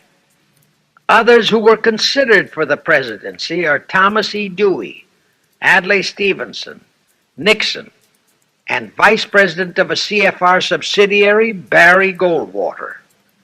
Among the important cabinet members of the various administrations, we have John Foster Dulles, Allen Dulles, Cordell Hull, John J. McCloy, Morgenthau, Clarence Dillon, Rusk, McNamara, and just to emphasize the red color of the CFR, we have as members such men as Alger Hiss, Ralph Bunche, Pasvolsky, Harry Dexter White, real name Weiss, Owen Lattimore, Philip Jeffy, etc., etc.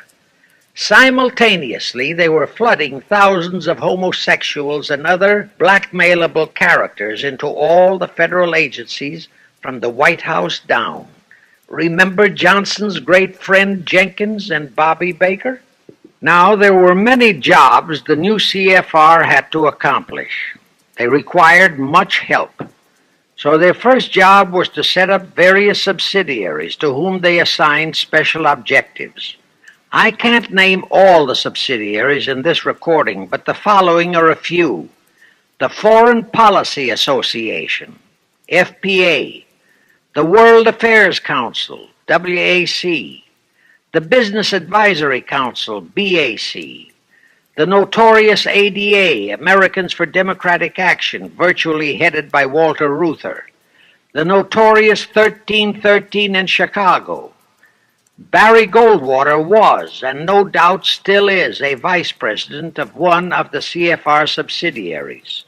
In addition, the CFR set up special committees in every state in the Union, to whom they assigned the various local state operations. Simultaneously, the Rothschilds set up similar CFR-like control groups in England, France, Germany, and other nations to control world conditions and cooperate with CFR to bring about another world war. But the CFR's first and foremost job was to get complete control of our mass communications media. The control of the press was assigned to Rockefeller. Thus, Henry Luce, who recently died, was financed to set up a number of national magazines, among them Life, Time, Fortune, and others, which publish USSR in America. The Rockefellers also directly or indirectly financed the Cowles Brothers Look magazine and a chain of newspapers. They also financed a man named Sam Newhouse to buy up and build a chain of newspapers all over the country. And the late Eugene Meyer, one of the founders of CFR, bought the Washington Post, Newsweek, the weekly magazine, and other publications. At the same time, CFR began to develop and nurture a new breed of scurrilous columnists and editorial writers, such as Walter Lippmann, Drew Pearson, the Alsops, Herbert Matthews, Irwin Canham, and others of that ilk, who called themselves liberals, who proclaimed that Americanism is isolationism, that isolationism is warmongerism, that anti-communism is anti-Semitism and racism.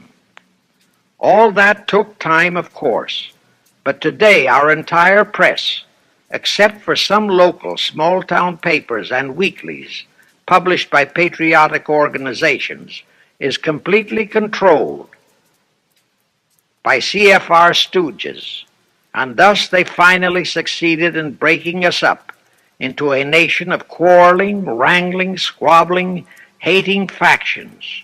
Now, if you still wonder about the slanted news and outright lies you read in your paper, you have the answer. To the Lehmans, Goldman Sachs, Kuhn Loeb, and the Warburgs, the CFR assigned the job of getting control of the motion picture industry, Hollywood, radio and television, and believe you me, they succeeded. If you still wonder about the strange propaganda broadcasts by the Ed Murrows, Chet Huntley, Howard K. Smith, Eric Sevareid, Drew Pearson, and others of that ilk, you have the answer. If you wonder about all the smut, sex, pornography, and mixed marriage films you see in your movie theater and on your TV set, all of which is demoralizing our youth, you have the answer. The whole story of the CFR conspiracy takeover of our mass communications media is far too long to include in this recording, but you can find it in the News Bulletin number 125, entitled How to Get the Reds Out of Communications Media. It was published and brought up to date by the Cinema Educational Guild. It tells in detail how the press, the movies, TV, and radio have been, and still are, used to brainwash the people, to demoralize our youth, and they have been and still are encouraging and creating sympathy for the rioting Negro civil rights lawlessness. You can get a copy of this news bulletin by writing to the Cinema Educational Guild, Post Office Box 46205, Hollywood, California. Now, to refresh your memory, let's go back for a moment. Wilson's flop had torpedoed all chances of transforming that League of Nations into the conspirators' hoped-for one-world government housing. So the Jacob Schiff plot had to be done all over again, and they organized the CFR to do it. We also know how successfully the CFR did that job of brainwashing and destroying the unity of the American people. But as was the case with the Schiff plot, the climax and the creation of a new housing for their one-world government required another world war, a war that would be even more horrible and more devastating than the First World War, in order to get the people of the world to again clamor for peace and a means to end all wars. But the CFR realized that the aftermath of World War II would have to be more carefully planned, so that there would be no escape from the new one-world trap, another League of Nations, that would emerge from the new war, the trap we now know as the United Nations. And they hit upon a perfect strategy to ensure that no escape. Here's how they did it. In 1943, in the midst of the war, they prepared the framework for the United Nations, and it was handed over to Roosevelt and our State Department to be given birth by Alger Hiss, Pozvolsky, Dalton Trumbo, and other American traitors, thus making the whole scheme a United States baby. Then, to fix our parenthood, New York City was to become the nursery for the monstrosity. After that, we could hardly walk out on our own baby, now could we? Anyway, that's how the conspirators figured it would work, and so far it has. And the liberal Rockefeller donated the land for the United Nations building. The United Nations Charter was written by Alger Hiss, Pozvolsky, Dalton Trumbo, and other CFR stooges. A phony so-called UN conference was set up in San Francisco in 1945. All the so-called representatives of 50-odd nations gathered there promptly signed the charter, and the despicable traitor Alger Hiss flew to Washington with it, elatedly submitted it to our Senate, and the Senate, elected by our people to safeguard our security, signed the charter without so much as reading it. The question is, how many of our senators were even then traitorous stooges of the CFR? Anyway, it was thus that the people accepted the United Nations as a holy of holies and enabled traitor Earl Warren to virtually destroy our Constitution by basing all his traitorous decisions on the UN Charter, thus making that charter virtually our law of the land. However, for all the dirty work that had to be done to solidify the UN, the new housing of the One World plot, they still required the aid of our leaders in Washington. So now I will emphasize the fiendish cleverness of the CFR masterminds. To the vast majority of the American people, our foreign policy for many years has been a complete enigma. Most of us simply can't understand why this great nation is seemingly floundering so helplessly in the art of diplomacy. We can't understand why our leaders are seemingly so confused and bewildered in all their dealings with Moscow, France, and other nations, and with the UN. We always hear them proclaiming that in view of our overwhelming economic and military superiority, we must always lead from strength. Yet at all the summit meetings and conferences, they cringe and stammer and stutter, and so to speak, come out with their tails between their hind legs. We can't understand the foreign aid to Tito, an avowed enemy, to Poland, an avowed enemy, to all the avowed communist nations. We can't understand why the expenditure of hundreds of billions of dollars has failed to slow down, let alone stop, the march of communism. We are perplexed by the seeming ineptness of the State Department, the Defense Department, the CIA, the USIA, of all our federal agencies. Again and again and again we have been startled, shocked, bewildered, and horrified by their mistakes in Berlin, in Korea, in Laos, in Katanga, in Cuba, in Vietnam. Mistakes that always favor the enemy, never the United States.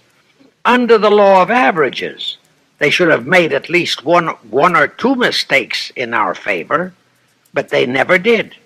What's the answer? The answer is the CFR and the parts played by their subsidiaries and stooges in Washington. Thus we know that complete control of our foreign relation policy is the key to the success of the entire Illuminati One World plot. Here is the further proof. Earlier, I fully established that Schiff and his gang had financed the Lenin-Trotsky-Stalin takeover of Russia and fashioned its communist regime into becoming their chief instrument to keep the world in turmoil and to finally terrorize all of us into seeking peace in a UN One World government.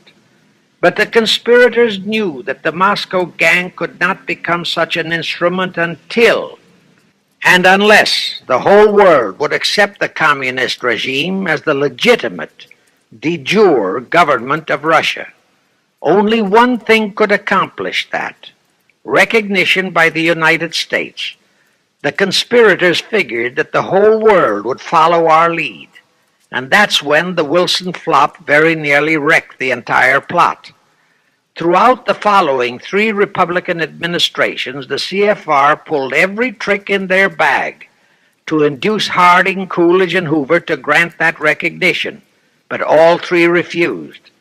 As a result, in the late 1920s, the Stalin regime was in dire straits. Despite all purges and secret police controls, the Russian people were growing more and more restive. It is a matter of record, admitted by Litvinov, that during 1931 and 1932, Stalin and his whole gang were always packed and ready for instant flight. they landed Franklin Roosevelt in the White House. Crafty, unscrupulous, utterly without conscience, that charlatan traitor turned the trick for them. Without even asking consent of Congress, he unlawfully proclaimed recognition for the Stalin regime. That did it. And exactly as the conspirators figured, the whole world did follow our lead. Automatically, that squelched the previously growing resistance movement of the Russian people. That automatically launched the greatest menace the civilized world has ever known.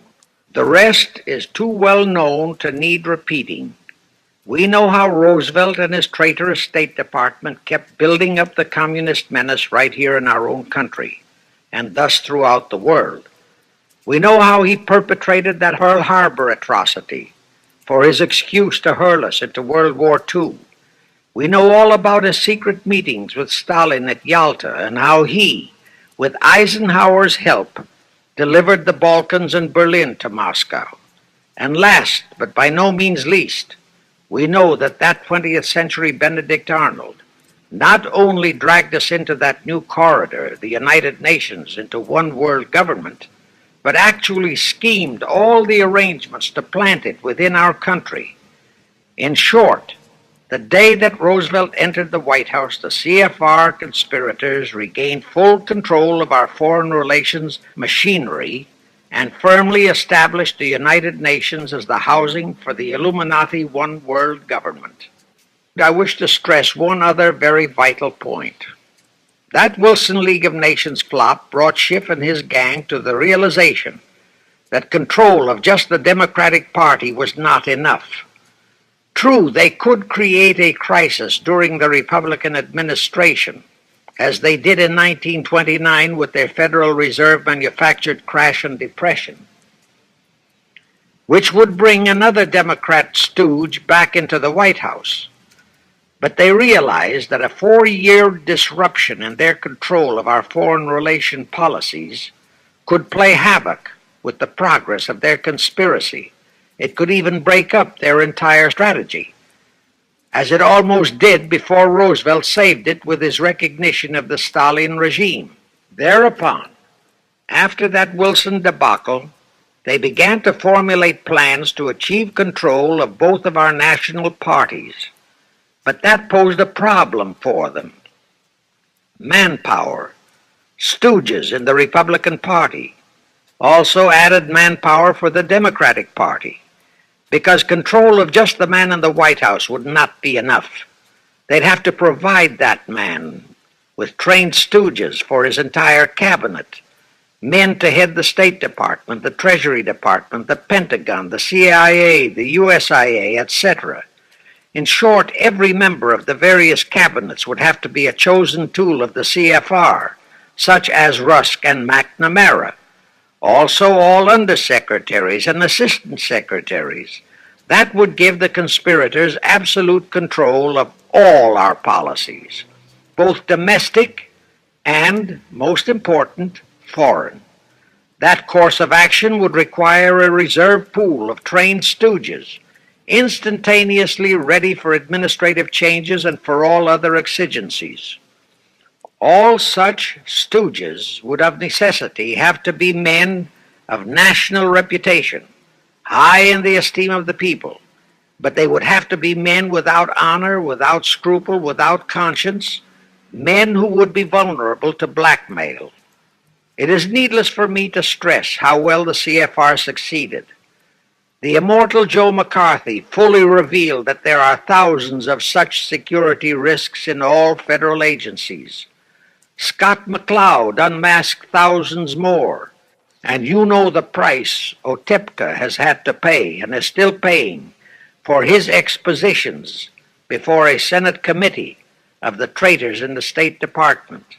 And you know that the men in the State Department who delivered Cuba to Castro have not only been shielded, but promoted.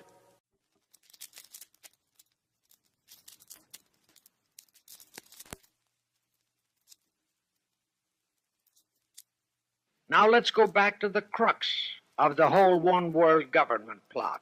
and the maneuvering necessary to create another League of Nations to house such a government. As I have already stated, the conspirators knew that only another world war was vital for the success of their plot.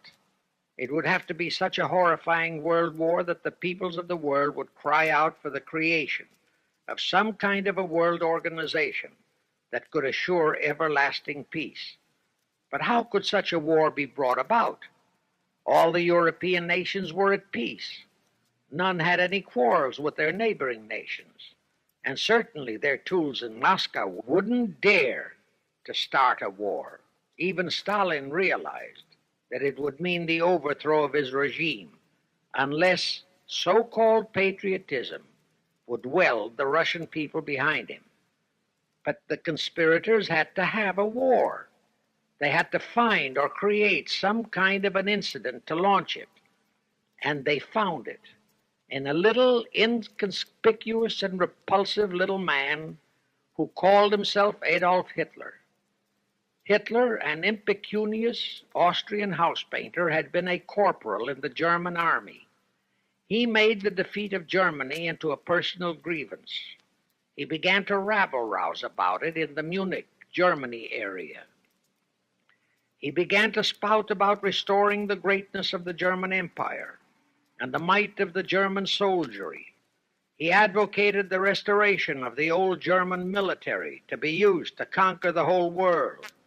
Strangely enough, Hitler, the little clown that he was, could deliver a rabble-rousing speech, and he did have a certain kind of magnetism. But the new authorities in Germany didn't want any more wars, and they promptly threw the obnoxious Austrian house painter into a prison cell. Aha! Here was the man, decided the conspirators, who, properly directed and financed, could be the key to another world war. So while he was in prison, they had Rudolf Hess and Goering write a book which they titled Mein Kampf and attributed the authorship to Hitler, exactly as Litvinov wrote Mission to Moscow and attributed the authorship to Joseph Davies, then our ambassador to Russia and a stooge of the CFR. In Mein Kampf, Hitler, the pseudo-author, outlined his grievances and how he would restore the German people to their former greatness.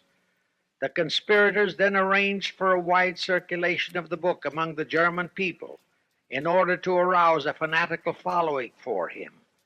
On his release from prison, also arranged by the conspirators, they began to groom him and finance him to travel to other parts of Germany to deliver his rabble-rousing speeches.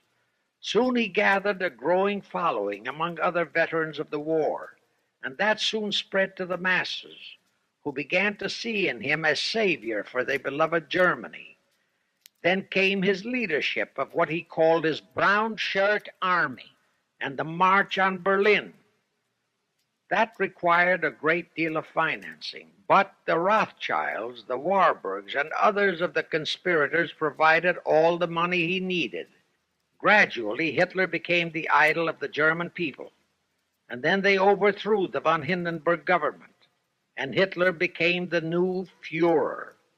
But that still was no reason for a war. The rest of the world watched Hitler's rise, but saw no reason to interfere in what was distinctly a domestic condition within Germany. Certainly none of the other nations felt it was a reason for another war against Germany, and the German people were not yet incited into enough of a frenzy to commit any acts against any neighboring nation, not even against France, that would lead to a war.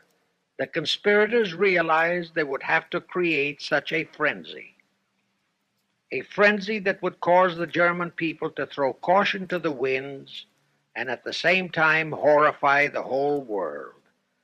And incidentally, Mein Kampf was actually a follow-up of Karl Marx's book, A World Without Jews. The conspirators suddenly remembered how the Schiff Rothschild gang had engineered the pogroms in Russia, which slaughtered many, many thousands of Jews and created a worldwide hatred for Russia, and they decided to use that same unconscionable trick to inflame the new Hitler-led German people into a murderous hatred of the Jews. Now, it is true that the German people never had any particular affection for the Jews, ingrained hatred for them. Such a hatred would have to be manufactured, so Hitler was used to create it. He saw in it the grisly gimmick to make him the God-man of the German people. Thus, craftily inspired and coached by his financial advisors, the Warburgs, Rothschilds, and all the Illuminati masterminds, he blamed the Jews for the hated Versailles Treaty and for the financial ruination that followed the war. The rest is history. We know all about the Hitler concentration camps and the incineration of hundreds of thousands of Jews, not the 6 million, nor even the 600,000 claimed by the conspirators, but it was enough. And here let me reiterate how little the internationalist bankers, the Rothschilds, Schiffs, Lehmans, Warburgs, Baruchs, care about their racial brethren who were the victims of their nefarious schemes. In their eyes, the slaughter of the several 100,000 innocent Jews by Hitler didn't bother them at all. They considered it a necessary sacrifice to further their Illuminati one-world plot, just as the slaughter of the many millions in the wars that followed was a similar necessary sacrifice. And here is another grisly detail about those concentration camps. Many of the Hitler soldier executioners in those camps had previously been sent to Russia to acquire their arts of torture and brutalization so as to emphasize the horrors of the atrocities. All this created a new worldwide hatred for the German people, but it still did not provide a cause for war. Thereupon Hitler was in land.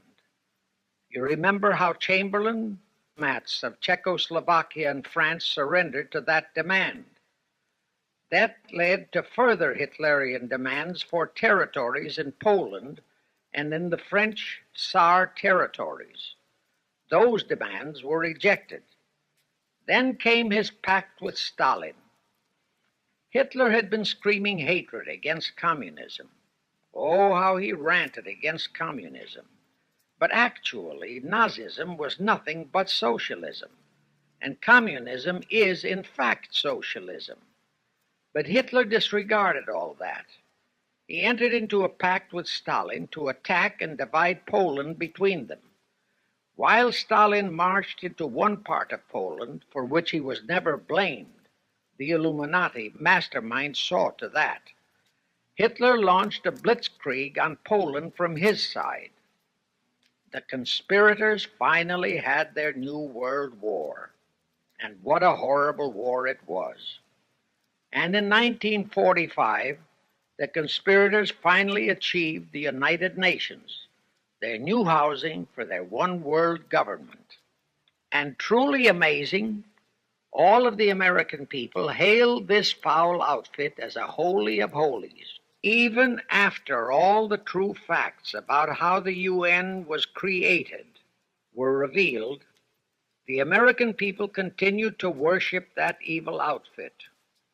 Even after a Soviet spy and traitor, even after I had publicly revealed the secret agreement between Hiss and Molotov that a Russian would always be the head of the military secretariat, and by that token, the real master of the UN, most of the American people continued to believe that the UN could do no wrong. Even after Tocqueville, the first Secretary General of the UN, confirmed that Hiss-Molotov secret agreement in his book For the Cause of Peace, the vast majority of our people refused to lose faith in the UN. Even after the truth about the Korean War was revealed, how the Russian General Vasiliev, head of that UN military secretariat, was given a leave of absence by the UN so that he could take command of the North Koreans and Red Chinese who were fighting the so-called UN police action under our own General MacArthur, who by orders of the UN was fired by the pusillanimous Truman in order to prevent his winning that war. Our people still believed in the UN, despite our 150,000 sons who were murdered and maimed in that war. The people continued to regard the UN as a sure means for peace, even after it was revealed in 1951 that the UN, using our own American soldiers under UN command and the UN flag, in collusion with our traitorous State Department and the Pentagon, had been invading many small cities in California and Texas in order to perfect their plan for the complete takeover of our country. Most of our people brushed it off and continued their belief that the UN is a holy of holies. Do you know that the UN Charter was written by traitor Alger Hiss, Molotov, and Wyszynski? That Hiss and Molotov had made that secret agreement that the military chief of the UN was always to be a Russian appointed by Moscow? Do you know that at their secret meetings at Yalta, Roosevelt and Stalin, at the behest of the Illuminati operating as the CFR, decided that the UN must be placed on American soil? Do you know that most of the UN Charter was copied intact, word for word, from the Marx Manifesto and Russia's so-called Constitution? Do you know that the only two senators who voted against the UN so-called treaty were the only two senators who had read it? Do you know that since the UN was founded, communist enslavement has grown from 250 million to 1 billion? Do you know that since the UN was founded to ensure peace, there have been at least 20 major wars incited by the UN, just as they are now inciting a war against Little Rhodesia? Do you know that under the UN setup, the American taxpayers have been forced to make up the UN Treasury deficit of many millions of dollars because of Russia's refusal to pay her share? Do you know that the UN has never passed a resolution condemning Russia or her so-called satellites, but always condemns our allies? Do you know that J. Edgar Hoover said, "The overwhelming majority of the communist delegations to the UN are espionage agents"? And now, 66 senators voted for a consular treaty to open our entire country to Russian spies and saboteurs. Do you know that the UN helps Russia's conquest of the world by preventing the free world from taking any action whatsoever except to debate each new aggression in the UN General Assembly? Do you know that at the time of the Korean War, there were 60 nations in the UN, yet 95% of the UN forces were our American sons, and practically 100% of the cost was paid by the United States taxpayers? And surely you know that the UN policy during the Korean War was to prevent us from winning that war. Do you know that all the battle plans of General MacArthur had to go first to the UN to be relayed to Vasiliev, commander of the North Koreans and Red Chinese, and that any future wars fought by our sons under the UN flag would have to be fought under the control of the UN Security Council? Do you know that the UN has never done anything about the 80,000 Russian Mongolian troops that occupy Hungary? Where was the UN when the Hungarian freedom fighters were slaughtered by the Russians? Do you know that the UN and its peace army turned the Congo over to the communists? Do you know that the UN's own so-called peace force was used to crush, rape, and kill the white anti-communists in Katanga? Do you know that the UN stood by and did nothing while Red China invaded Laos and Vietnam? That it did nothing while Nehru invaded Goa and other Portuguese territories? Do you know that the UN was directly responsible for aiding Castro? That it does absolutely nothing about the many thousands of Cuban youngsters who are shipped to Russia for communist indoctrination? Do you know that Adlai Stevenson, of all people, said the free world must expect to lose more and more decisions in the UN? Do you know that the UN openly proclaims that its chief objective is one world government, which means one world laws, one world court, one world army, one world navy, one world air force, one world schools, and a one world church in which Christianity would be prohibited? Do you know that a UN law has been passed to disarm all American citizens and to transfer all our armed forces to the UN? Such a law was secretly signed by Saint Jack Kennedy in 1961.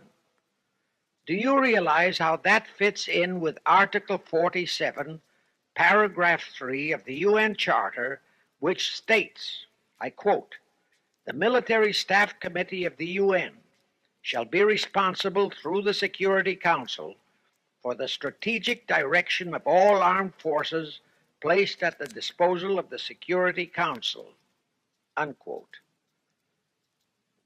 And when and if all our armed forces are transferred to the UN, your sons would be forced to serve and die under UN command all over the world. This will happen unless you fight to get the U.S. out of the UN. Do you know that Congressman James B. Utt has submitted a bill to get the U.S. out of the UN and a resolution to prevent our president from forcing us to support the UN embargoes on Rhodesia? Well, he has, and many people all over the country are writing to their representatives to support the Utt bill and resolution. And did you know that to offset the Utt bill and resolution, 50 congressmen, spearheaded by Schweiker and Moorhead of Pennsylvania, have introduced a bill to immediately transfer all our armed forces to the UN? Can you imagine such brazen treason? Is your congressman one of those 50 traitors? Find out and take immediate action against him, and help Congressman Utt. Now, do you know that the National Council of Churches passed a resolution in San Francisco which states that the United States will soon have to subordinate its will to that of the UN, and that all American citizens must be prepared to accept it? Is your church a member of the National Council of Churches? In connection with that, bear in mind that God is never mentioned in the UN Charter, and their meetings are never opened with prayer. The creators of the UN stipulated in advance that there should be no mention of God or Jesus Christ in the UN Charter or in its UN headquarters. Does your pastor subscribe to that? Find out. Furthermore, do you know that the great majority of the so-called nations in the UN are anti-Christianity? That the UN is a completely godless organization by orders of its creators, the CFR Illuminati. Now, have you heard enough of the truth about the Illuminati's United Nations? Do you want to leave your sons and our precious country to the unholy mercy of the Illuminati's United Nations? If you don't, write, telegraph, or phone your representatives and senators that they must support Congressman Utt's bill to get the U.S. out of the UN and the UN out of the U.S. Do it today, now, before you forget. It is the only salvation for your sons and for our country. Now I have one more vital message to deliver. As I told you, one of the 4 specific assignments Rothschild gave Jacob Schiff was to create a movement to destroy religion in the United States, with Christianity to be the chief target. For a very obvious reason. The Anti-Defamation League wouldn't dare to attempt it, because such an attempt could create the most terrible bloodbath in the history of the world, not only for the ADL and the conspirators, but for the millions of innocent Jews. Schiff turned that job over to Rockefeller for another specific reason. The destruction of Christianity could be accomplished only by those who are entrusted to preserve it, by the pastors, the men of the cloth. As a starter, John D. Rockefeller picked up a young so-called Christian minister by the name of Dr. Harry F. Ward, Reverend Ward, if you please. At that time, he was teaching religion at the Union Theological Seminary. Rockefeller found a very willing Judas in this reverend. Thereupon, in 1907, he financed him to set up the Methodist Foundation of Social Service. And Ward's job was to teach bright young men to become so-called ministers of Christ and to place them as pastors of churches. While teaching them to become ministers, the Reverend Ward also taught them how to very subtly and craftily preach to their congregations that the entire story of Christ is a myth, to cast doubts on the divinity of Christ, to cast doubts about the Virgin Mary. In short, to cast doubts on Christianity as a whole. It was not to be a direct attack, but much of it by crafty insinuation that was to be applied in particular to the youth in the Sunday schools. Remember Lenin's statement? Give me just one generation of youth, and I'll transform the whole world. Then, in 1908, the Methodist Foundation of Social Service, which incidentally was America's first Communist Front organization, changed its name to the Federal Council of Churches. By 1950, the Federal Council of Churches was becoming very suspect. So in 1950, they changed the name to the National Council of Churches. Do I have to tell you more about how this National Council of Churches is deliberately destroying faith in Christianity? I don't think so. But this I will tell you. If you are a member of any congregation whose pastor and church are members of this Judas organization, your contributions are helping the Illuminati's plot to destroy religion and your faith in God and Jesus Christ. Thus you are deliberately delivering your children to be indoctrinated with disbelief in God and church, and which can easily transform them into atheists. Find out immediately if your church is a member of the National Council of Churches, and for the love of God and your children, if it is, withdraw from it at once. However, let me warn you, that same destroy religion process has been infiltrated into other denominations. If you have seen the Negro March on Selma and other such demonstrations, you have seen how the Negro mobs are led and encouraged by ministers and even Catholic priests and nuns who march along with them. As a matter of fact, the Mormon Church is about the only one I know of that is clean of that kind of Judas infiltration. But of course, there are many individual churches and pastors who are honest and sincere, find one such for yourself and for your children. Incidentally, this same Reverend Harry F. Ward was also one of the founders of the American Civil Liberties Union, a notorious pro-communist organization. He was the actual head of it from 1920 to 1940. He also was a co-founder of the American League Against War and Fascism, which, under Browder, became the Communist Party of the United States. In short, Ward's entire background reeked of communism, and he was identified as a member of the Communist Party. He died a vicious traitor to both his church and country, and this was the man old John D. Rockefeller picked and financed to destroy America's Christian religion, in accordance with the orders given to Schiff by the Rothschilds. In conclusion, I have this to say.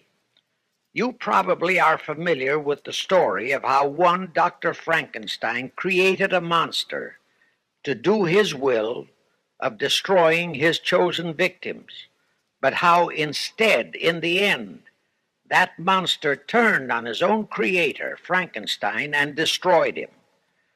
Well, the Illuminati, CFR, has created a monster called the United Nations, who, supported by their minority groups, rioting Negroes, the traitorous mass communications media, and the traitors in Washington, was created to destroy the American people. Well, we know all about that many-headed Hydra monster. We know the names of those who created that monster. We know all their names. And I predict that one fine day the American people will come fully awake and cause that very monster to destroy its creator. True, the majority of our people are still being brainwashed, deceived, and deluded by our traitorous press, TV, and radio, and by our traitors in Washington. But surely, by now, enough is known about the UN to stamp that outfit as a deadly, poisonous rattlesnake in our midst. My only wonder is what it will take to awaken and arouse our people to the full truth. Perhaps this record will do it. 100,000 or 1,000,000 copies of this record can do it. I pray to God it will, and I pray to Him to inspire you, all of you, to spread this story via this record to all loyal Americans in your community. You can do it by playing it to study groups assembled in your homes, at meetings of the American Legion, the VFW, the DAR, all other civic groups and women's clubs, especially the women's clubs who have their sons' lives at stake. With this record, I have provided you with the weapon that will destroy the monster. For the love of God, of our country, and of your children, use it. Get a copy of it into every American home.